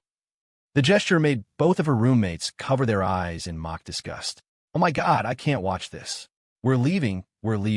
You two have fun. See you later, ladies. Leo called after them. Let me take you all out to dinner after fall break. You got it, they yelled back. Once they were gone, Sophia smiled, a sweet, genuine smile. She lifted the rose to her nose and inhaled. This is definitely from our school, isn't it? Leo shrugged. I didn't have time to buy one on the way here. I saw the groundskeeper trimming the bushes and asked him for one. Liar. Fine, get it back then, Leo said, reaching for it playfully. Come on, let's get lunch. But Sophia held onto the flower tightly, pushing him toward the dining hall instead. After a few steps, Leo draped his arm over her shoulder, and as they walked, his hand naturally found its way into hers. Sophia didn't pull away. It already felt like a familiar habit. "What do you want to eat?" "I'll go get it," she said when they arrived at the cafeteria, noticing his hand was still firmly holding hers. "What do you usually get?" Leo asked. Sophia's eyes scanned the various food stations. She pointed to a stall with a long line. "The woman who runs that taco stand is from Oaxaca. It's authentic, and it's super spicy." Leo nodded. "All right, then I'll have the Philly cheesesteak." He let go of her hand. Sophia shot him an exasperated look, but went to the cheesesteak line for him. She got his food first before getting her own. When she returned to the table, a full bouquet of flowers was sitting there. She eyed Leo suspiciously. His methods were often elaborate. She didn't dare believe he'd actually bought them. But Leo just held up his hands. "They're really for me. You like them?" A smile spread across Sophia's face. "I love them." Her smile didn't last long. Tucked inside the flowers was a small card. As she read it, her expression froze. Leo sensed something was wrong and leaned over to look. His heart sank. He was going to have to leave a 1-star review for this flower shop. How could they be so careless? Sophia took a deep breath, pulled the card out, crumpled it, and tossed it into a nearby trash can. She then sat down and acted as if nothing had happened. Except, she proceeded to systematically transfer every last piece of steak and pepper from Leo's Philly cheesesteak in her own bowl. The corner of the discarded card was visible from the trash can. Leo could just make out the name written on it. Chloe Jiang. This is a misunderstanding, Leo began. Sophia just stared at him, her silence a clear challenge. "Go on. Keep digging." He gave up. It was better not to explain. He focused on his bread and cheese. The fact that she hadn't thrown the entire bouquet at his head was a victory in itself. What more could he ask for?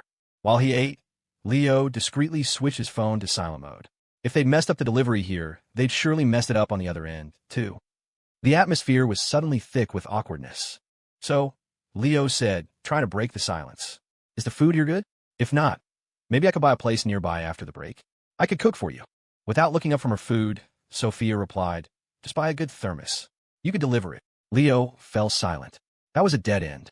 If he delivered it in a thermos, he would have to do the dishes and clean the kitchen. After they finished eating, Sophia never mentioned the incident again.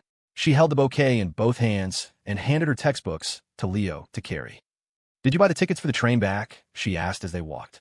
Neither Leo nor Chloe had been driving long enough to have their full licenses, so taking the interstate was out. That was the only reason Sophia had agreed to travel with them. "Bought them. I'll come pick you up after my last class this afternoon." "Okay." They had reached her dorm building. Before she went inside, Sophia turned to him. "I really do love the flowers," she said. "Just don't send a card next time." And with that, she turned and walked away. Only an idiot would send a card, Leo muttered to himself. He pulled out his phone. A dozen missed calls, all from Chloe. He was about to call her back when she called again. "Where are you?" she demanded the moment he answered. Chloe's tone suddenly became cautious. Did you send flowers to Sophia?" "I sent a bouquet to your dorm," he said smoothly. "Did you get it?" There was a long silence on the other end. "I got it," she finally said. "Thank you." "You're welcome. Glad you like it," Leo said, and quickly hung up. He felt a little scummy, but wasn't it better for everyone to just play along and pretend not to know? It was a stupid mistake, but one he'd have to be more careful about in the future. Otherwise, all three of them would end up embarrassed. Back at his own dorm, Leo saw that Shane had already packed his bags, ready to leave the second his last class ended. Mark and Chad were staying. Mark was looking after their dorm room convenience store, which was surprisingly profitable. They'd paid a classmate to run it while they were at the gaming tournament, but that classmate was going home for the break. Chad just said he had other plans, which almost certainly involved Autumn Hahn. He was just too reserved to say it out loud in front of the guys. When Leo was alone with either Sophia or Chloe, his hands always found something to do. But when they were both present, his hands could only find the inside of his pockets. The train station during fall break wasn't as chaotic as it was for Christmas, but it was still a sea of humanity. The three of them were just anonymous faces in the massive crowd spilling out from the parking lot. After Chloe had picked up Sophia from a U of O, Leo, relegated to the back seat, had become an island of isolation. He still was, trailing a few steps behind them as they walked. He tried to interject into their conversation a few times, only to be pointedly ignored. Eventually, he'd given up. Chloe and Sophia walked side by side, chatting about funny things that had happened in their classes. As long as they didn't mention Leo, the conversation flowed easily. They both consciously avoided the topic. Though silent, Leo wasn't idle. A train station in 2004 was a magnet for all sorts of shady characters, especially pickpockets and thieves who saw students as easy targets. Every time someone with ill intent got too close to the girls, Leo would subtly, almost accidentally, block their path. The Amtrak train had rows of 3 seats. When Leo found their spot, he saw that 3 other students were sitting across the aisle, 2 girls and a guy, clearly together, deep in conversation. They glanced up as Leo's group arrived, but offered no greeting. Leo had intended to take the middle seat between Chloe and Sophia, but a sharp, unified glare from both of them sent him scurrying to the aisle seat. Since they were ignoring him anyway, he closed his eyes and decided to get some sleep. It was a slow train, more than 4 hours to Riverbend. A nap now would mean he could stay up later tonight. He had things to do back home, including a meeting with Kevin Liu to talk with some potential distributors for Rush. He'd been putting it off because he was in a different city and Kevin was too busy to travel. After hearing Leo was coming back, Kevin had immediately booked a private room at the Pinnacle Club, threatening to hunt him down at his parents' house if he didn't show up. A night at the Pinnacle inevitably meant a late night. They were adults now. Business deals were sealed at the dinner table, and that was usually followed by the full VIP treatment. It was the way of the world. Kevin was growing up. Just as Leo was drifting off, he felt someone nudge him. He opened his eyes and saw the guy from across the aisle. "What's up?" Leo asked. The guy gave him an awkward grin. "Hey, man," he said sheepishly. "My friend thinks you're cute. Can she get your AIM screen name?" As he spoke, one of the girls next to him blushed furiously. Leo hadn't really noticed her before, but now that he looked, he saw she was actually very pretty. He was used to this sort of thing. When girls decided to be bold, they were far more direct than guys. Leo only added 2 kinds of people on AIM. People who were good-looking and people who could help his career. If someone asked for his screen name, he'd give it. It would be rude not to. "Sure," he said with a charming smile. "How about you give me yours too? I'll add you when I get back." He spoke before he remembered that Chloe and Sophia were sitting right next to him. But it was too late now. And besides, they were ignoring him. As he took the slip of paper with the screen name, he felt a foot pressed down on his. It didn't hurt. He pretended not to notice. "You guys heading back to Riverbend?" Leo asked, deciding sleep was no longer an option. He struck up a conversation with the guy. Yeah, Riverbend was a small town. So small, in fact, that after just a few minutes of talking, they discovered they had mutual acquaintances. The conversation took off. "We're juniors now," the guy said. "We used to get together with our high school friends when we came home, but now it's hard to get everyone in one place. We should all hang out in a couple of days, since we'll all be bored anyway." The guy, whose name was Liam, was talkative and had a bright, open smile. He was clearly trying to set Leo up with the blushing girl. Leo learned that the 3 of them, Liam, the blushing girl Wendy, and the 3rd girl, had been classmates since high school. Leo also noticed the way Liam's eyes lingered on the other girl. He was trying to set Leo up with Wendy to get rid of the 3rd wheel. The conversation consciously excluded Chloe and Sophia. To Liam and his friends, girls that beautiful were probably snobs who hated being bothered by strangers. They steered clear. And since Leo hadn't said a single word to them, they assumed he didn't know them. "Sound good," Leo said. "I've got a couple of high school friends I need to see, so just let me know when you're thinking and we can work around it." "Cool. Wendy will add you on AIM when we get back. Make sure you accept. We can coordinate on there." "Will do." Chloe had been listening from the side, and the more she heard, the more she disliked it. It sounded like Leo was actually planning to go out with them. And the way Wendy was looking at him, this was not good. She couldn't just sit there and listen to music like Sophia. "Where are you guys going to play?" Chloe suddenly interjected, her voice saccharine sweet. Her question silenced Liam and Wendy. They had no idea what was happening. "Leo, take me with you, please," Chloe whined, shaking his arm like a petulant child. When he looked mortified, she watched as Leo calmly removed Chloe's hand from his arm. "Excuse me, classmate," Leo said, his voice devoid of recognition. "Do I know you?" He had a petty streak, too. Ignore him? Isolate him? Fine. 2 could play that game. Sophia, who had been staring out the window listening to her music, heard his line and couldn't stifle a snort of laughter. She quickly composed herself. "Go on. Don't mind me," she said, though she was thinking to herself, so this is Leo's childish side. "Leo, you two know each other?" Liam asked tentatively. "Yes," Chloe said. "No," Leo said at the exact same time. Chloe turned and glared at Leo, the jealous vibes radiating off her so strongly you could practically smell them. When he just smiled awkwardly and fell silent. She had been interested in getting to know Leo. After all, a lot of love stories start with physical attraction. But now the odds seemed slim. The pressure coming from Chloe was immense. "Well, we're almost at our stop. Maybe we could just chat on AIM later," Liam finally said, breaking the tense silence. The conductor had just announced their approach to the station. The awkwardness wasn't just affecting Wendy. He was feeling it, too. After all, he'd started it. "Sound good," Leo said, giving him a thumbs up. He then turned to Wendy. "Remember to add me." Wendy blushed and didn't dare speak. Chloe just pouted, helpless. Once Liam and his friends had disappeared down the platform, she turned to Leo. "Leo, can you please not add her?" Leo held up his hands. "Ma'am, do we know each other?" Chloe nodded her head frantically, like a chicken pecking at feed. "Yes, we know each other very well. And will you be ignoring me again in the future?" "No, never again." Leo was satisfied with her repentant attitude. He looked down at the slip of paper with Wendy's IM screen name, confirmed he had it memorized, and then, right in front of Chloe, dramatically tossed it into the trash can. In 2004, a simple screen name was very easy to remember.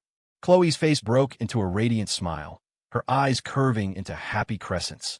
If Sophia hadn't been sitting right there, she would have thrown her arms around him.